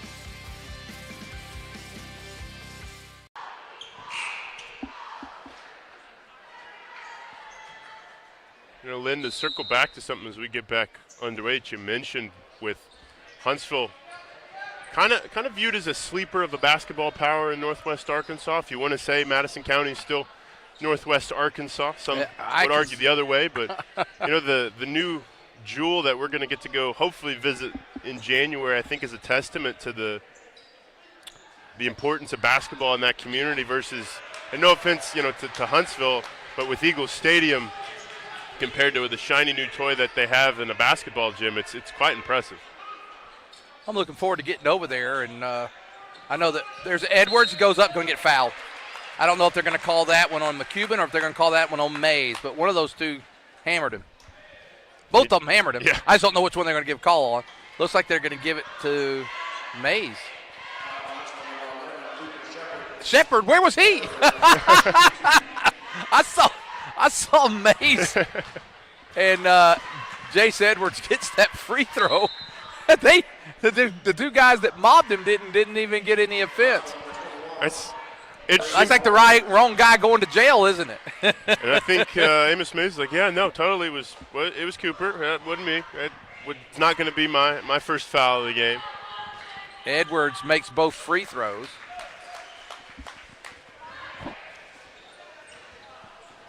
And so with Edwards making those 2 free throws, it's all tied up at 6. No good on the three-pointers. Nice rebound that time by Henderson. I think of your Prairie Grove there, you appreciate that early 3 into the shot clock, a really bad possession for Huntsville on that end. Yeah, if you're going to at least take that sort of percentage look, run some time off the clock. Kidd misses it. Rebound goes to number 21. That is Bollinger, who just came into the game. And now Kidd. Look at Kidd being the Kid, lays it up and in. And that's Kidd's second basket of the game. He's got 4, and it's 8-6 Prairie Grove. So Kidd really aggressive tonight, Stephen. Yeah, I have to say, he is definitely coming to play. The active hands gets him the basket. Well, I like what Prairie Grove's doing and making them throw these long cross-court passes. That one goes in and out. Evanston with rebound. Those long court passes at some point. He did, yeah. The Prairie Grove faithful aren't going to be happy about that one, but Cole Edmondson stepped on the baseline. I saw it swing around. Well, but those long, as I was saying, those long cross-court passes, at some point you're going to get one of those thrown away. And at the worst, you're going to get what happened on that possession is where you force Huntsville into settling for a high or a low percentage three-point look. Now you might know from your announcing of the Green Forest and Huntsville game, but man, I'm looking there at number 40, Jude Box. I believe he's got to be a football player. Yeah, that would be correct. Three-pointer on the way, in and out, no good. Box with that rebound, goes up strong, lays it up and in. Jude Box, that's a big body in there. He gets that rebound pretty quick. That was certainly a surprise. Box didn't even have to, pardon the pun, box anybody out down low. It just kind of fell to him like manna from heaven and was able to put it right back up. Yeah, Jude Box into the game and made his presence known quickly. Edmonston.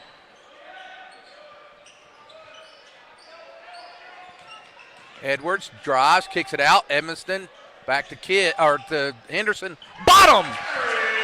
Eric Henderson gets a 3. He's got 5 in the game, and the Tigers up now 11-8. You know, in that possession, you said something.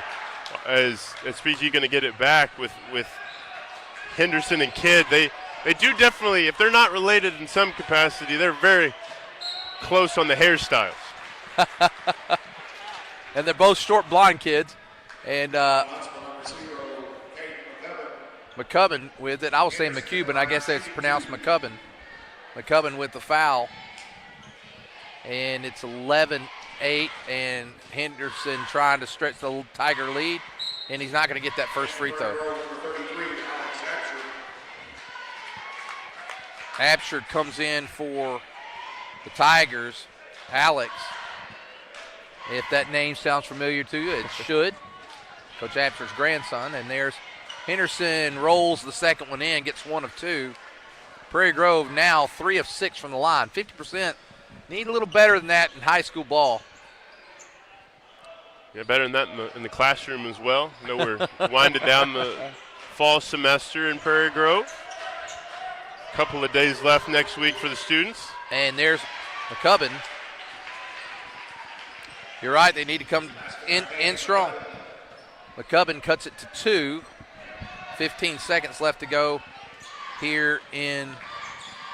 And there's Edwards for 3. No good. Rebound. Right in the hands of Tate Benoit. And Benoit puts it back to 4-point lead. No shot clock. 29 seconds to go here in the quarter. And that possession right there, if you were to describe what Tate Benoit's role on this team is, he just kind of is the glue guy. He kind of pops out of nowhere, gets the basket, picks up the dirty rebound. Kind of the unsung hero at times when he gets the job done to do what he needs. This would be a great possession here if you could get out of this.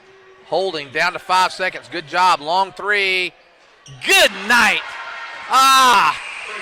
Troy Lambert, boy, just the worst thing that could happen there, you know? You get a forced bad three-point shot, and just sometimes those go in. Lambert gets the luck of the draw on that one and buries it, and we got a football score going into halftime. Yeah, 14-13, or first quarter, 14-13. First quarter, yeah.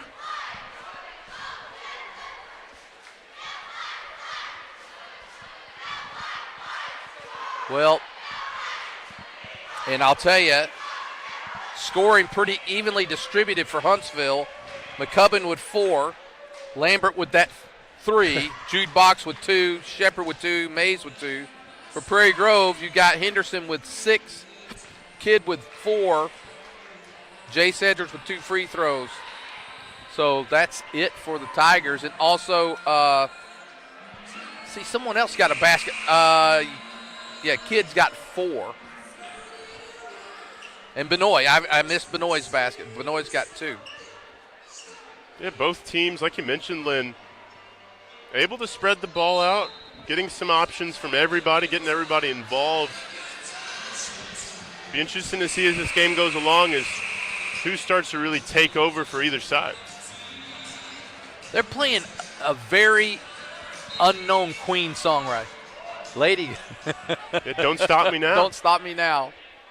You don't hear that one often. No, you don't hear "We Are the Champions," "We Will Rock You," Bohemian Rhapsody. You don't hear that one often. Yeah, that one in the back catalog of the Queen. Wow. Encyclopedia. He says, "Hey Jude" there with Jude Box. Going little Beatles there on you. Let's keep with the theme. I think Prairie Grove might need to put the squeeze box on Jude Box. They're gonna get Kidd for a walk. Box has come in. He's got 5 points in the game. He's a big kid. He certainly is, rocking the mullet. Oh yeah, it's the flaming orange red mullet there. McCubbin, and they're gonna tough break that time for Prairie Grove. Edmonston's going to check back in for the Tigers. Look like Henry's going to come in with those 2 fouls, and Kidd's going to come out. So on the floor, Henderson, Benoit, Edwards, Edmonston, Henderson. Yeah, so far about a 7-person rotation for Prairie Grove. And a big 3-pointer that time. That is Lambert. Lambert's got 2 threes. He's got 6 in the game. Moves it up to 9. That 3-point, think about it. They made the 3 at the end of the half, or the end of the quarter. And then after that, there comes Edwards, kicks it out, Edmonston. But they make that, and then they get the ball to start the quarter, make a basket. So, and then Prairie Grove gets a turnover. So they've hit, 6 points quickly with 2 3-pointers. Henry looking to get a basket out to Benoit. Lays it up. Benoit lays it in. There he is. He's the silent killer there sometimes. Yeah, the ninja, Tate Benoit, deep into the shot clock. Had to get something off and able to find it. He's got, I had a quiet night last week against West Fort. Probably I'd say has evened what he had last week out. Huntsville just trying to find something. They like to take a 3 when they have the opportunity. Box. Boy, they almost got away from him now. Wide open 3, no good. Boy, that was the hot hand. Mr. Lambert, he misses that one. Yeah, Huntsville that time down, got the guy they wanted to take the shot. Lucky miss for PG to bring this one back within a point or 2.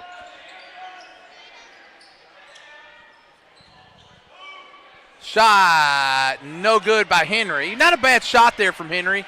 Pretty good look at it, unable to convert. Ogden.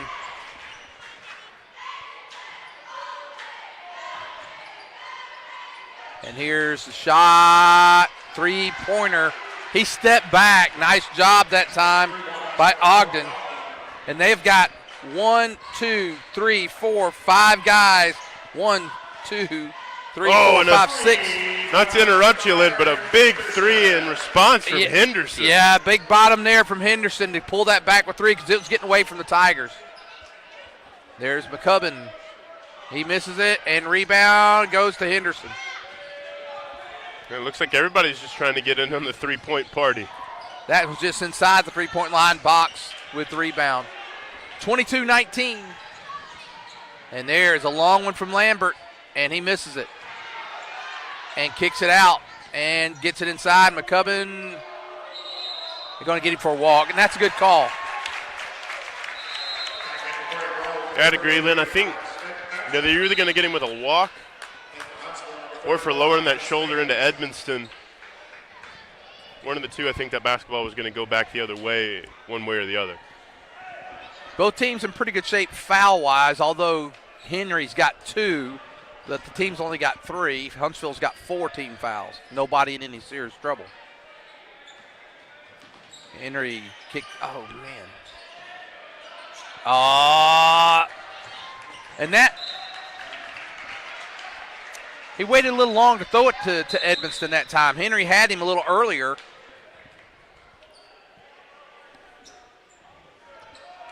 And here comes Ogden for the Eagles.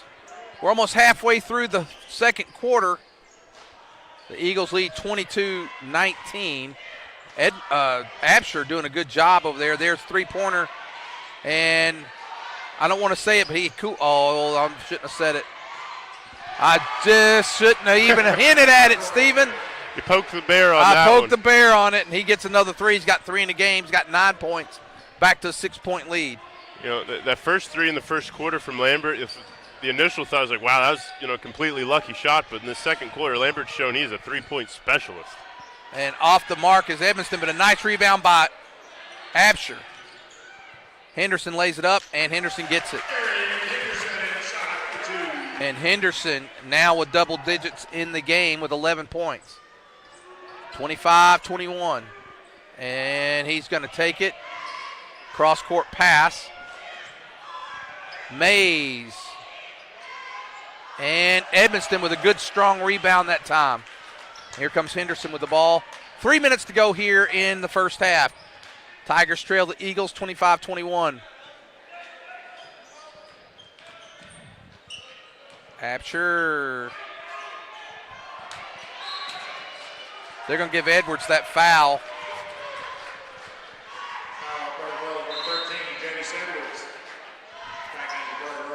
Henry's going to come out. Might be good to get Henry out. He's got those 2 fouls. Let him sit for this cut, and then you got him the entire, you can let him play that second half. Yeah, it was a good little run from Henry coming in. Like you said, had those 2 fouls. Played about, I would say, 4 minutes of game time. Didn't pick up a third. Nice hustle that time by Absher, and he's going to get fouled. Jude pushes him down, and Absher might be hurt. He's holding his shoulder. He's holding his shoulder. I hope he's all right.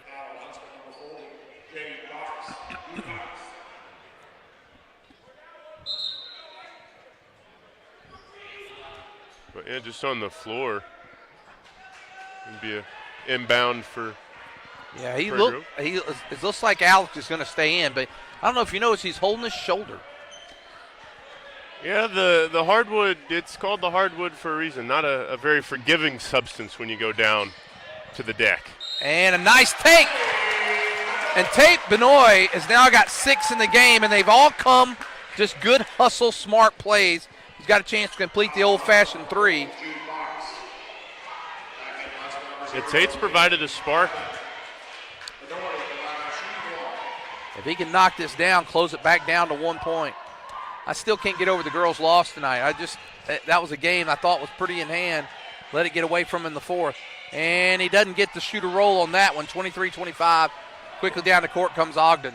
And Lynn, I think to that point, the girls, I think that loss is going to leave a bad taste in their mouth, and I think that's something they can build on. Because, yes, you want to win your first conference game.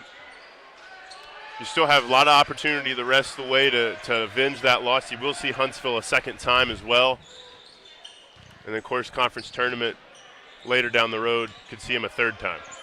Edmonston may have hesitated a little too much there. And there's Benoit for three. Bottom! And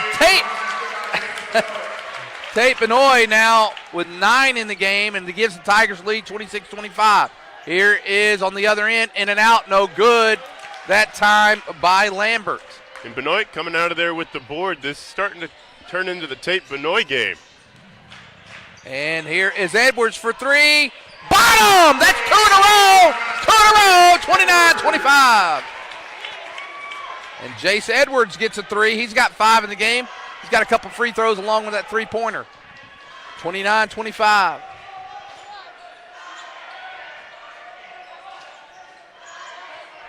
Kicked out of bounds that time by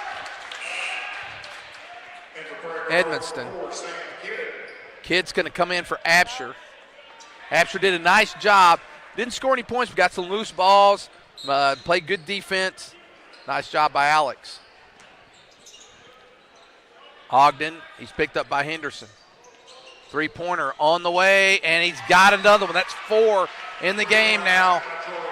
Lambert with 4. He's got 12 in the game, leads all scorers. Henderson gives it up. Oh, Benoit. That's one you got to work, and no good. He waited a little too long to do that one. 29-28, 35 seconds now to go, and a little bit of differentiation between that and the shot clock.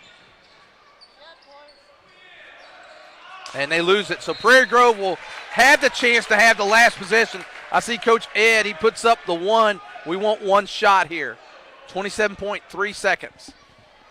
And I think based on the way things gone in this first half, I think if you're PG, even if you don't get this shot to fall, going into the locker room up a point, have to say hats off to the fight of the team.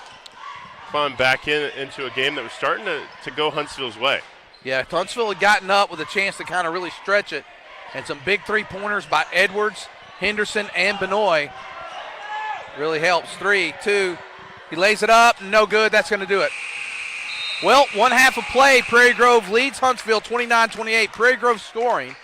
Henderson with 11, Kidd with 4, Benoit with 9, Jace Edwards with 5.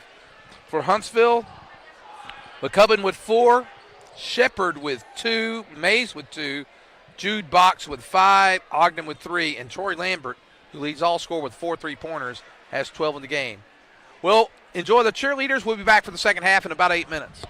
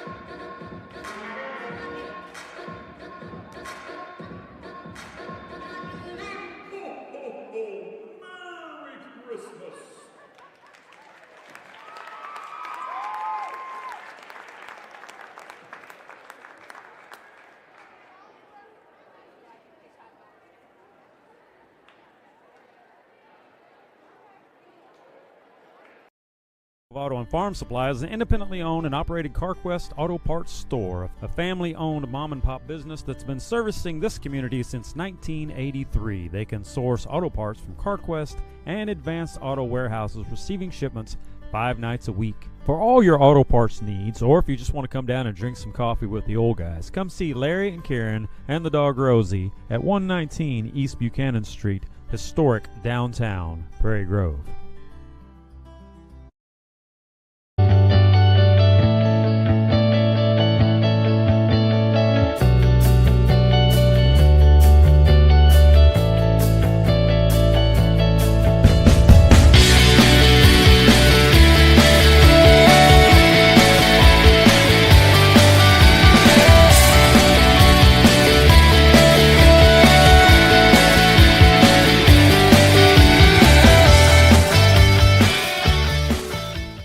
Dumpster Divers LLC is a local family business serving your disposal needs since 2010. We are licensed haulers providing 15-yard dumpsters with prompt and friendly service. Please call us today for a free quote at 479-966-5878. Please like and share us on Facebook. We look forward to serving you soon. Hi, my name's Jackson, and my family owns Faithful Auto in Farmington, and we love Jesus. Being upfront and honest are part of our core values. You can come see us for your complete auto care. We offer computer diagnostics, brake work, air conditioning service and repair, front end and oil changes. By the way, our computer system uploads your maintenance records to Carfax, so you can take super good care of your car. Have you been in a fender bender? Let us do your collision repair. We're open Monday through Friday, 8 to 5, so call for an appointment. We're proud to support the Prairie Grove Tigers. Go Tigers! Harton Furniture is conveniently located on Highway 62 between Prairie Grove and Farmington. Terry Harton carries staple brands such as Mayo, Best Chair, Ashley, Restonic, and Vaughn Bassett. Terry has over 20 years of experience in the furniture business, and he works hard to keep a well-stocked inventory, but has many more options available through custom orders. So come by and see Terry Harton at Harton's Furniture for all your furniture needs. He'll treat you right.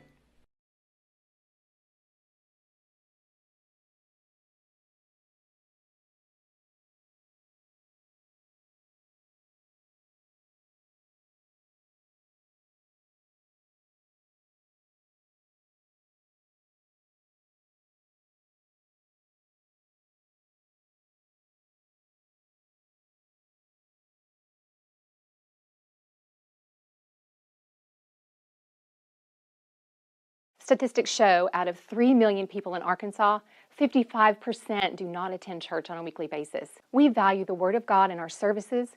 We strive to present it in a practical and engaging way. This is a place where you can belong even before you believe. We will accept you as you are, but we will give you the practical steps to encourage and develop you on your pathway to Christ. We are here for you every step of the way. We'll save a seat for you. Zing Broadband is a proud sponsor of area schools and is excited to offer incredible fast internet speeds. Our students can focus on what really matters, knowing that Zing Broadband can keep up with them. We recognize the hard work and dedication of our students and athletes, and we've built a network to deliver their demand. Zing Broadband proudly serves our local communities and supports all their endeavors. Kimball Mechanical Systems specializes in installing plumbing, HVAC, and electrical systems in mid to large housing projects, including subdivisions, apartment complexes, and military housing. Kimball wants to partner with more people who want to earn a good living in the skilled trades. Kimball is the largest mechanical contractor in Arkansas with 8 other locations nationwide. Kimball is proud to have won Arkansas's Best Places to Work 5 years in a row. They provide excellent benefits and an amazing family-oriented culture. For great job opportunities, check out kmsjobs.com.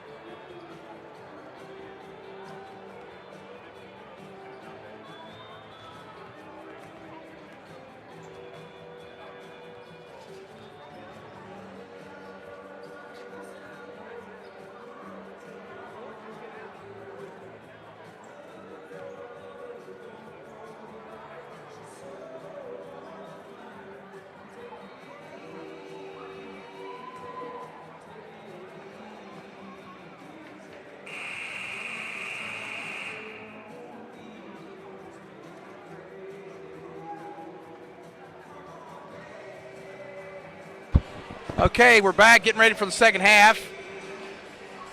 The Tigers lead the Eagles 29-28. And getting ready to bring the ball in is Alex Henry for Tigers. And Kid was about to lead him by himself there for a minute. So Sam, go ahead. I was just going to say, Henry hit him with a look. Right there's like, seriously going to turn around for me? There's nobody around you. Let me give you the ball at least. What are they going to call here? I think they should call a foul.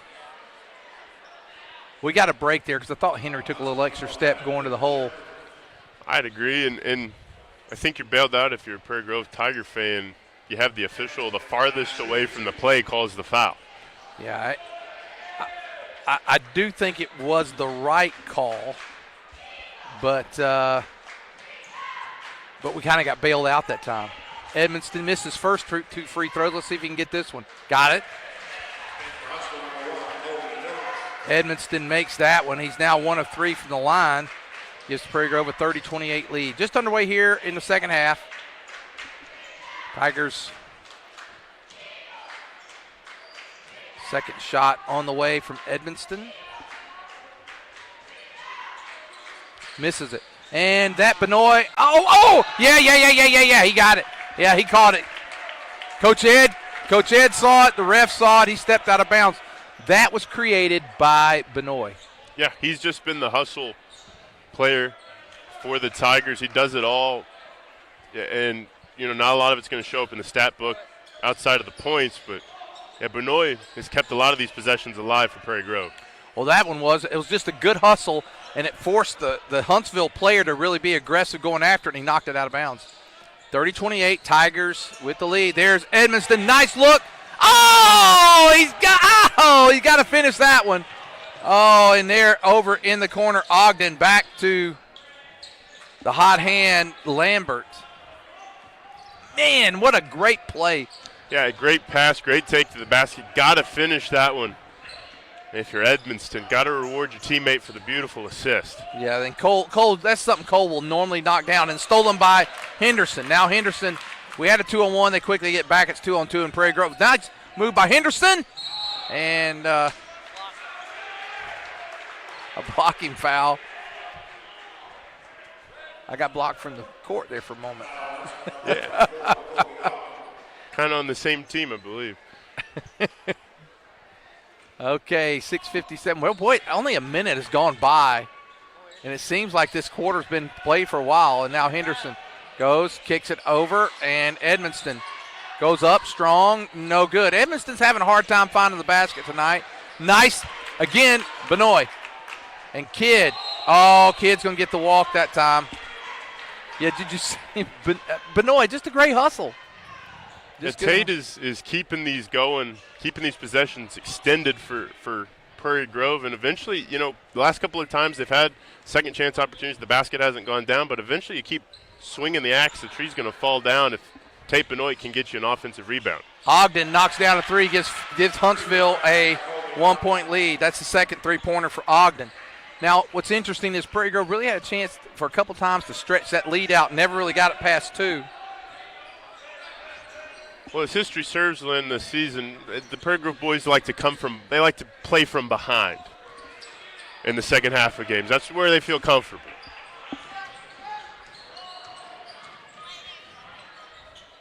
Shot, and there is Lambert with another 3. And Lambert now with 15 in the game, and he is, again, leading all scorers. Lambert, I don't think taking a three-pointer he doesn't like in his career. He's got 5 of them on the night.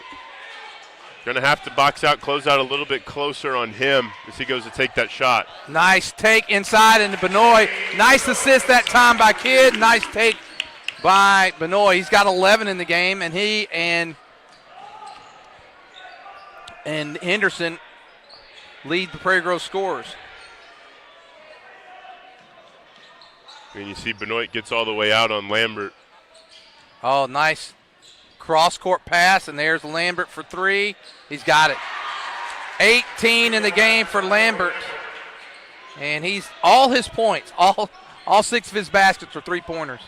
5-point lead for the Eagles. I think you're going to see it's a simple adjustment Coach Edmondson going to make going down the stretch. You cannot lose 23 in maroon as he is feasting at the three-point line right now. Oh, great find to the hole. Oh, nice job. Austin Henry. I made a mistake a while ago, and there's this basket by Mays. I called him Alex Henry a while ago. Alex is Nacho that used to do our camera and help us with the broadcast, and I just naturally called him, but it's Austin, and Austin gets Henry comes back down. He gets 2 quick baskets for Austin, and Edmonston gets the steal. He puts it up and in, and Edmonston now with 3 in the game, and it's 38-39. The Tigers trail. There's Lambert misses this one. Nice rebound by McCubbin. No good.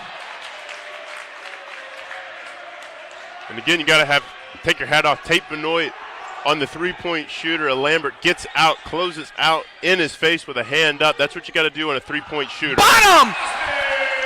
Austin Henry all of a sudden, he got Where's 7. he come from? He's got 7, and a timeout by the Eagles. The Tigers lead 41-39. Wow, you can't take your eye. Kimball Mechanical Systems specializes in installing plumbing, HVAC, and electrical systems in mid to large housing projects, including subdivisions, apartment complexes, and military housing. Kimball wants to partner with more people who want to earn a good living in the skilled trades. Kimball is the largest mechanical contractor in Arkansas with 8 other locations nationwide. Kimball is proud to have won Arkansas's Best Places to Work 5 years in a row. They provide excellent benefits and an amazing family-oriented culture. For great job opportunities, check out kmsjobs.com. Man, it's been an exciting little stretch for this first half of this third quarter. Both offenses on either side of the floor starting to fire up and get some points going. Man, you look at this. The girls' game ended up 44-41 or something like 43-40. I can't remember exactly. We're there. We've still got, 11 and a half minutes of basketball. It should be an exciting finish down the stretch. And a turnover, and they're going to call a jump ball. I thought that was a weak call for a jump ball. I think Arrow's going to favor the Eagles here. 41-39, 3:29 to go here, third quarter.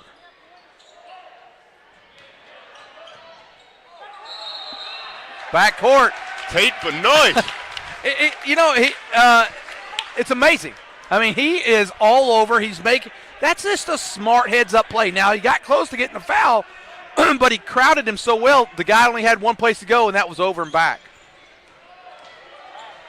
Floater by Henderson, lays it up. Oh, no.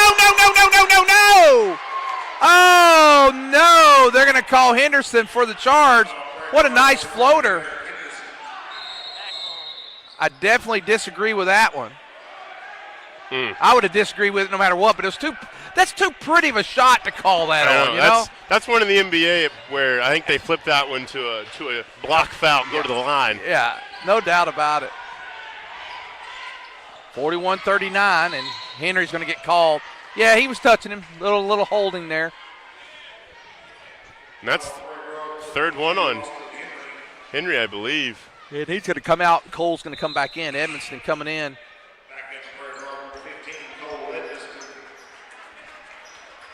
I have to say Parker Dugan down on the bench just made a really good catch. Edmondson threw his water bottle back. If that thing had hit the ground, it could have caused a bit of a stoppage for a moment.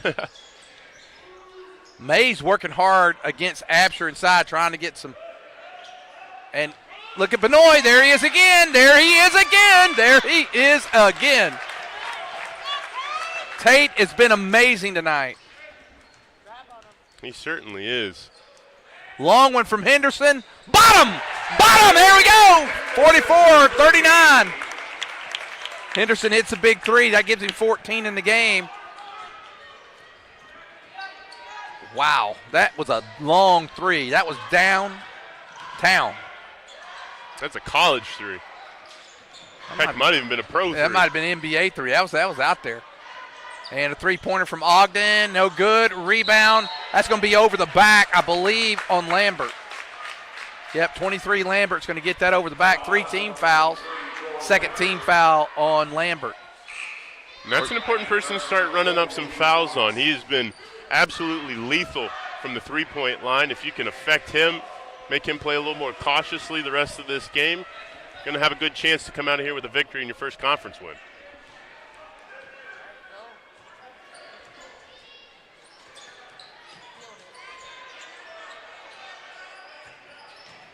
Edmonston, there's Edwards. Edwards, that's going to be a charge. Oh! They're going to give him a block. Gosh! Oh! I got to tell you, that I thought that was a charge. You know, I think the saving grace there for Jace Edwards, the reason that wasn't is that's I believe the 4th foul on Shepard. Indeed it is Box kind of gave him a little bit of a hip check into Shepard to kind of adjust the way he fell, make it look more of a block rather than a charge. Edwards misses his first free throw. Now, Jace had made his first 2. See if he can get this up to a 6-point lead. Come on, Jace, knock it down. And he gets that second one. So 3 or 4 from the line for Edwards. And it's 45-39. A minute 45 to go here in the third. You need a good, strong finish here to the third quarter. Wow, yeah, they're going to get him for the walk. They're going to get him for a walk. That's Colby Phillips. Colby with a walk. You know, 70% of the earth is covered by water. I think the other 30 has to be covered by Tate Benoit tonight. I mean, he has just been on every single Huntsville Eagle making a defensive play when it's his time to shine. And there he is with the ball. Edmonston.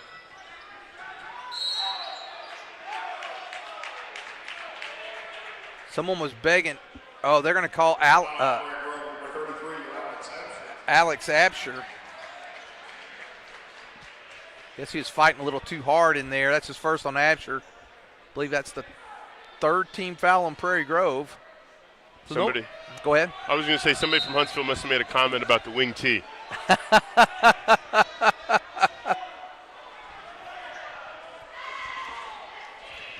Here they come down to 1:15 to go.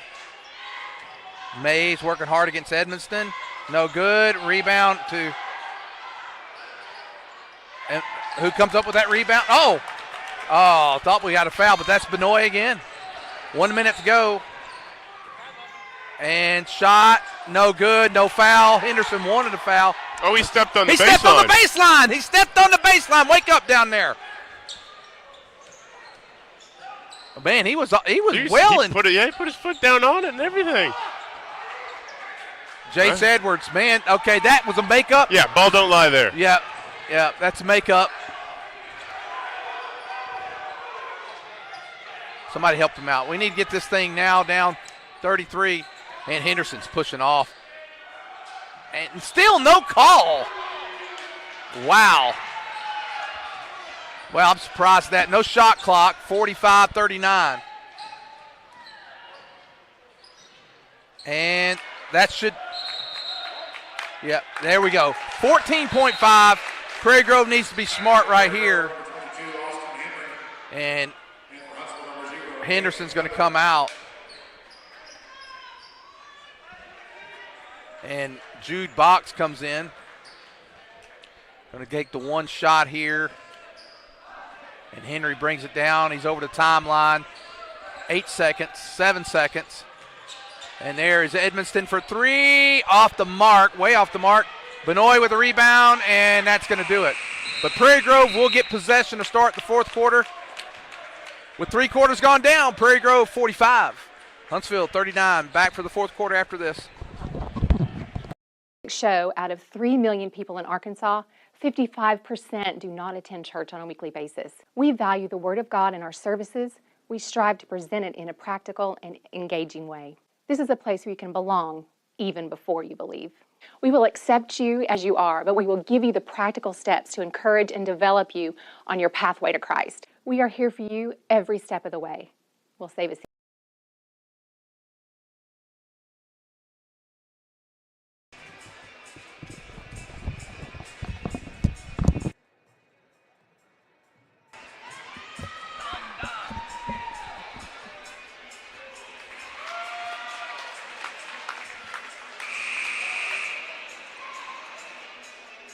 You know, and we getting ready for this fourth quarter, I was checking something at halftime. River Govsner, the head coach of the Huntsville Eagles, no stranger to this gym. Played at Huntsville and those state teams that for Huntsville in 15 and 16. Yes, was doing a little research. Found his huddle was playing here when Prairie Grove hosted the conference tournament. Well, that was the first year of this gym. The 16th season was the first year that we had this gym. So this is 16, 17, 18, 19, 20, 21. This is the 8th season in this gym. It's hard to believe. It's been 8 years that we've been in this gym. I mean, it still seems new to me. It is. I mean, relatively speaking, but it's hard to believe this is the 8th season in the gym. It certainly is keeping its age well. Bottom! Hey! Look at that! Look at that! 48-39. Jace Edwards with a three. Three on the other end from Ogden. Short. Rebound. Should be Prairie Grove's ball. No! Oh, come on. I thought that went out on McCubbin. Yeah, I would agree, but you know, 3 sets of hands down there. Hard to tell, I guess, from this angle. Oh, look out! Look out! Mr. Edmonston said no, Mays. No way. Cole Edmonston with a nice block. I thought he might get a foul with that at that angle. Now kicks it out. Now Edmonston. He's going to get called for a walk. Sometimes if they shake their head, doesn't mean they walk. Got to watch the feet. Yep. It's the feet. Yep. 48-39. 7:15 to go in the ball game. Tigers leading. Here comes Huntsville. And three-pointer on the way. Got it. That is number 21. That is Bollinger, and I believe Bollinger. And Bollinger's got 5 in the game. Well, that's his first 3. That's his first one. I was going to say, I like the closeout from Henry, but you got to put the hand up. Try and alter the shot. Something to work on as conference play moves along. Oh, Edwards may have got away with a little bit of a walk there. Here comes Edmonston. Going up strong. And one! Edmonston gives Prairie Grove 50-42. He'll go the line now. Cole struggled from the line tonight. He's 1 of 3. Oh, boy, we could use this one, stretch it back out to 9 with 6:34 to go in the game. This would be a big free throw. You know, looking at the 5 on the floor as Henderson comes back in. This really isn't a combination we've seen tonight. As you know, Henderson was on the bench for a while. Sam Kidd's still on the bench. You got interesting mix-up. Yeah, got Absher, Edwards, Edmonston, Benoit, and Edmonston makes that when he makes him 2 of 5 from the line tonight. Old-fashioned 3 gives him a 9-point lead. Henderson and finishes out that 5. Here, Ogden for 3. Got it. Man, these guys can shoot. And it's not just one guy. They are definitely living and dying by the three-point ball, and they're going to have to if they want to try and claw back into this one. But if Prairie Grove just keeps taking care of business on this end of the floor, it'll be a hard mountain to climb. And a blocking foul, so Edwards go to the line. I'll tell you, that's 9 in the game for Ogden, he's got 3 threes of his own. That's a 10th team foul for Huntsville, so double bonus the rest of the way. Double bonus for Prairie Grove rest of the way, and that's 3 now on Lambert, who's at 18 points in the game. Edwards, 2 shots on the way, first one good. So Jace, now 4 or 5 from the line. Jace with double digits, he's got 10. Second one on the way from Edwards, short, and the rebound goes to Lambert. So 7-point lead for the Tigers. And boy, I tell you, the way Huntsville moves the ball, they really do move it. There's a 2-pointer on the way, no good. Rebound. And that's a good foul. That's a good foul that time by Absher.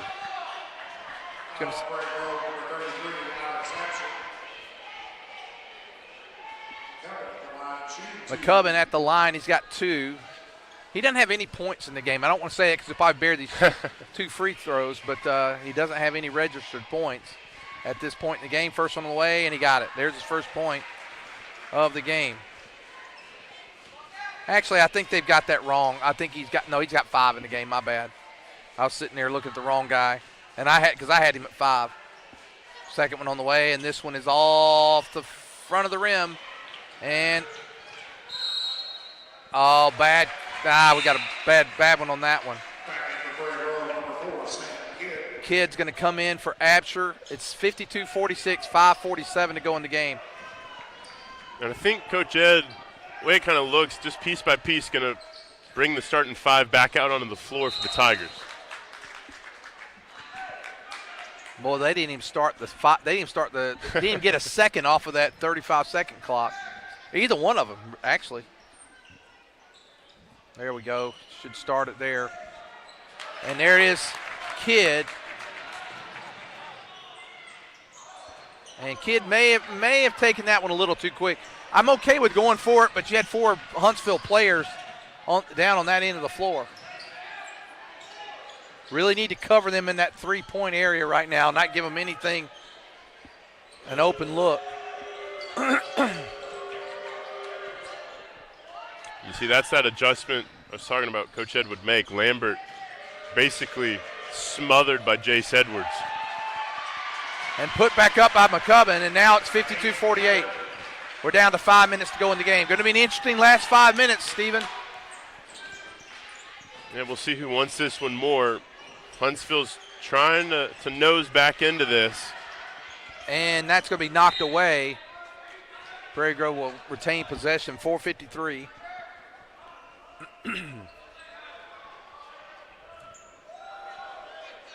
Our next broadcast again is when, Stephen? January 3rd. It's a fairly familiar opponents. The Farmington Cardinals will come to Tiger Gym. We'll have that one for you on the Southern Sports Network and PG Tigers Online. This is the last broadcast of the year for the Southern Sports Network. It's and I'll tell you what a there's Edwards. It's stolen that time by Bollinger. 52-48. Ogden gets in the lane. There is a 3-pointer on the way. No good. Can't be looking. Luckily we got that one out. They were a good hustle that time by the Eagles. Now I was going to say, we've joined partnership Prairie Grove Tigers Online, Southern Sports Network during the third game of the football season, and it's been a great. There's easy basket that time by Henderson.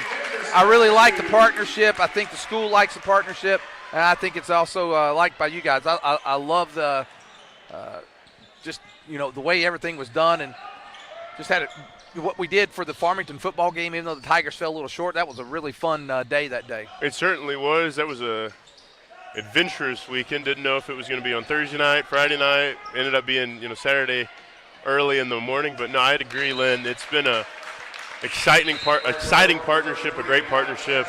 It was a quickly arranged marriage. There were some moving pieces quickly. Yeah, it was almost one of those Vegas ones, but and it was just one of those things where some things, we lost our longtime director of broadcasting here, Miles Eubanks, who's, just phenomenal. He's just a great guy, did a great job at this, and just some things happened at the school. We didn't quite get it all worked out, and we needed someone quick. Of course, our good friend Zach Arns connected us together, and it's been great. Zach, as many know, helped during the football. I think it was from the 11 through 14, so about 5 seasons there, 4 seasons, with Prairie Grove, and now is the play-by-play for basketball, football for Springdale Bulldogs. And speaking of Springdale Bulldogs, their basketball team's supposed to be pretty salty this year.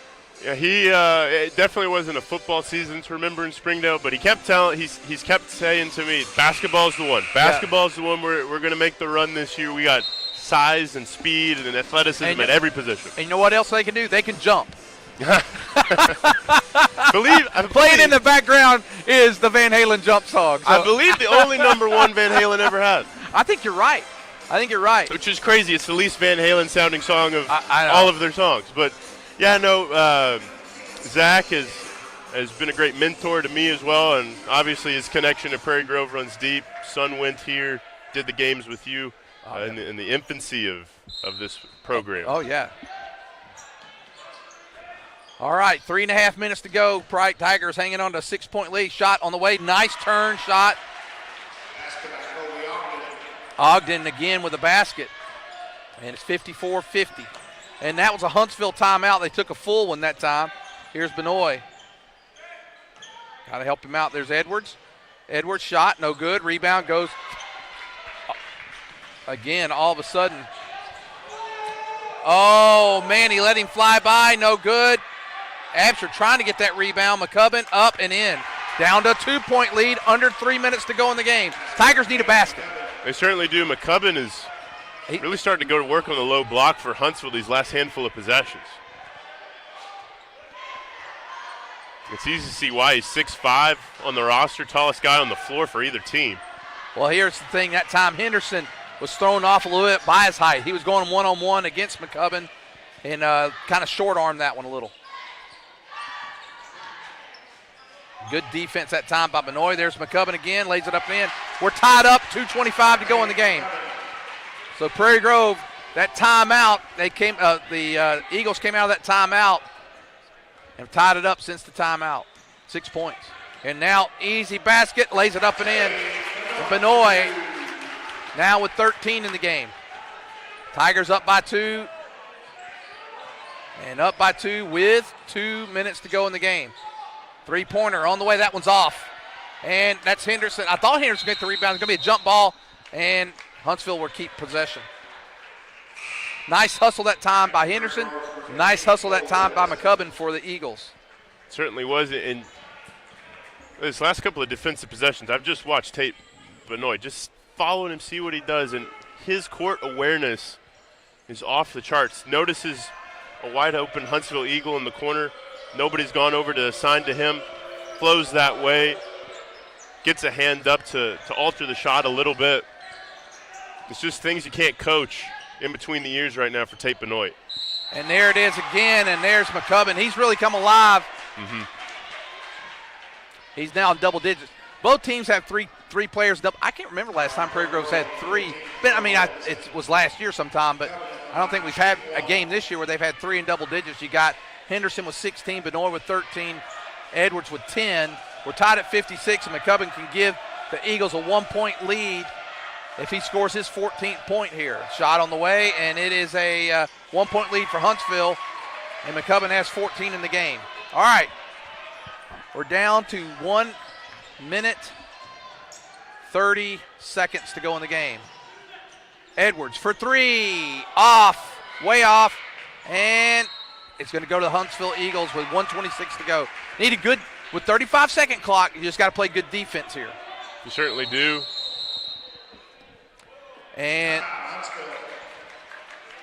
Huntsville's going to take the full timeout. Let's take this one with them, 1:26. Tigers down by 1. My name's Jackson, and my family owns Faithful Auto in Farmington, and we love Jesus. Being upfront and honest are part of our core values. You can come see us for your complete auto care. We offer computer diagnostics, brake work, air conditioning service and repair, front end and oil changes. By the way, our computer system uploads your maintenance records to Carfax, so you can take super good care of your car. Have you been in a fender bender? Let us do your collision repair. We're open Monday through Friday, 8 to 5, so call for an appointment. We're proud to support the Prairie Grove Tigers. Go Tigers! All right, we're back with you. Everybody's playing real hard, getting ready, and working for the weekend. You know, I think this is the first time in a while I will not be working on the weekend. There's no broadcasts this weekend. Get to enjoy a Saturday, have the Southern Sports Network Christmas party at the GQ Ranch in Claremore, Oklahoma. Home of our owner, Chris Dodson. Should be fun. But, yeah, there's a lot of work left to do for either side. These final 90 seconds, Lynn, going to have to buckle the seatbelts, lock in real tight. It's going to be a roller coaster finish. I think we're in for one. Well, we got 6 fouls for Huntsville, 5 for Prairie Grove. Prairie Grove's going to put full court press on, which is a good thing too, and they get it in. And I'll tell you, it's partially blocked there, and it did go off. So That was the right call. 31 seconds on the shot clock, 1:21 to go in the game. When we saw this last Friday night against West Fork, PG dropped into a full court press, and West Fork just could not figure it out. And they're really trying to cover this three-point line. But there he is again. McCubbin gives them a three-point lead. He's got 16 in the game, and most of that here, 11 of it in the fourth quarter. Yeah, no, he was on those 3 points, went to the free throw line, hit both of those, and it's been the McCubbin show. And McCubbin, not only there, but on the defensive end as well. They're going to call the walk. And so with that walk, Prairie Grove kind of got a little bit of life. Coach Ed's going to take a timeout. We'll stay with it this time with 49.2. A very important possession for Prairie Grove. Certainly is going to have to get some points on this end, have to figure out who to go to. We've seen the early part of this season, Lynn, that Henderson definitely can take a three from pretty much anywhere on this side of the floor, even from the Prairie Grove logo once earlier this season, I believe. So I would imagine if you need the three, you go to him, but it's another situation like the girls' game moments before. Almost identical. Yeah. I think it was 47.2 before. This was 49.2. I think you go down and try to get your best shot. I would agree. And then play defense, but you got that best shot has to come in the first 7 to 10 seconds. And if you don't get it then, you're probably going to have to take that three-pointer. But you know what? The Tigers are still standing. If anybody wants to know, they can't hear in the background. Every song coming up, we're playing off of it right now. Little Elton John here. If I'm not mistaken, a 1983 song. Yes, it is. Kind of part of his comeback, I believe, after going away for a little bit, getting clean. Yeah, and I think this album was out Bernie Taupin, if I'm not mistaken, his longtime songwriter. I might be wrong on that, but I think that one was without Bernie, but I'd have to go double-check myself on that. And Elton swears up and down, him and Bernie never had an argument all these years. Well, that would be an interesting thing. For all of you, we are just Cliff Clavin from Cheers on this deal. All right, 40 seconds to go in the game. Henderson gives it to Henry. Henry picked up. Now Henry lays it up and goes in. But now there's no shot clock. That took a little longer than you wanted. No shot clock. And a timeout called by Huntsville. And they've still got two. So 27.2, 59-58. Now the advantage Coach Ed has versus Coach Reed. Coach Reed had no timeouts. He had to waste that one coming out of the timeout. And that hurt. That really hurt Prairie Grove in that game because they had closed that. They had closed it. And I think it was down to two, I believe, 1 or 2. With a timeout, they could have played defense and possibly got a steal. But because they didn't, the clock kept running while the ball was waiting to go out of bounds. Just didn't have enough time. 27.2, and they'll have 5 seconds to get it in. And I think, unless I'm mistaken, they can't run now because of after the timeout, so he's stationary. Which that is a big situation to avoid that 5-second call. Oh, wow, we let him get that too easy. Wow, I thought,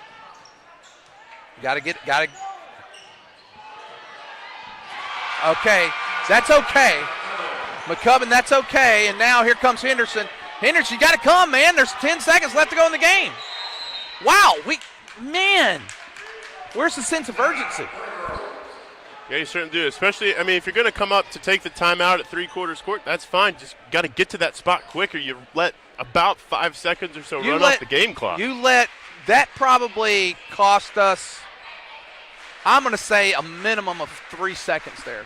Just, I'm not sure if that was planned coaching-wise, but I would doubt it. That seemed like we wanted to get up over the floor quickly.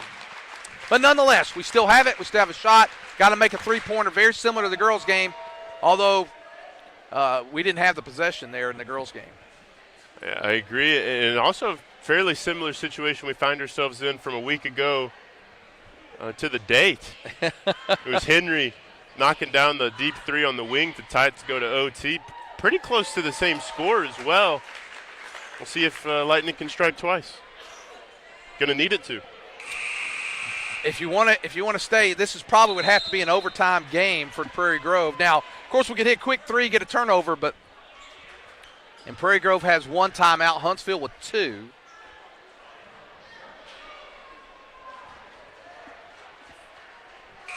(61-58). This Huntsville team had dropped 4 in a row, but against really stiff competition. They're looking to get a win, and this will, hoping they get they're hoping they get their first conference win, as is Prairie Grove. And let's see what happens here. McCubbin is on Henderson, and let's see. Edmonston gets it. Man, misses it. Henry for 3, no good, and that's going to do it. Lightning almost struck twice. I had to pause. I was like, oh my, it's going. Here it comes again. But well, that's going to do it for the Tigers tonight, and they just fall a little short. 61-58, a good offensive game for the Eagles. McCubbin and Lambert led their scoring with 18 apiece. Also bringing in 11 points was Ogden for Prairie Grove. Henderson with 16, Benoit with 13. Edwards with 10. Alex Henry, I did it again. Austin Henry with 9. I can't believe I did that. Nacho, you're on my mind there. And then Evanston pick up 6 for the Tigers. Well, the Tigers start off 0-1, but a good fight, 61-58. That's going to do it for the 2022 year of broadcasting. PG Tigers Online, powered by Southern Sports Network. We want to thank Lark tonight for the camera work. Good job, Lark. Stephen, Merry Christmas to you and to yours. Also, one of the things I failed to do earlier, and I meant to, we want to give our heartfelt condolences to Coach Steve Edmonston. Lost his mother this week, and we had to postpone a game against Lavaca, and just our heart thoughts and prayers are with him, his family, and hope they are comforted this time. But again, thank you again. Enjoy the Southern Sports Network party tomorrow. Tell all our good friends over there that we said hello. For Southern Sports Network, PG Tigers Online, I'm Lynn Gregson. Have a great night, and go Tigers.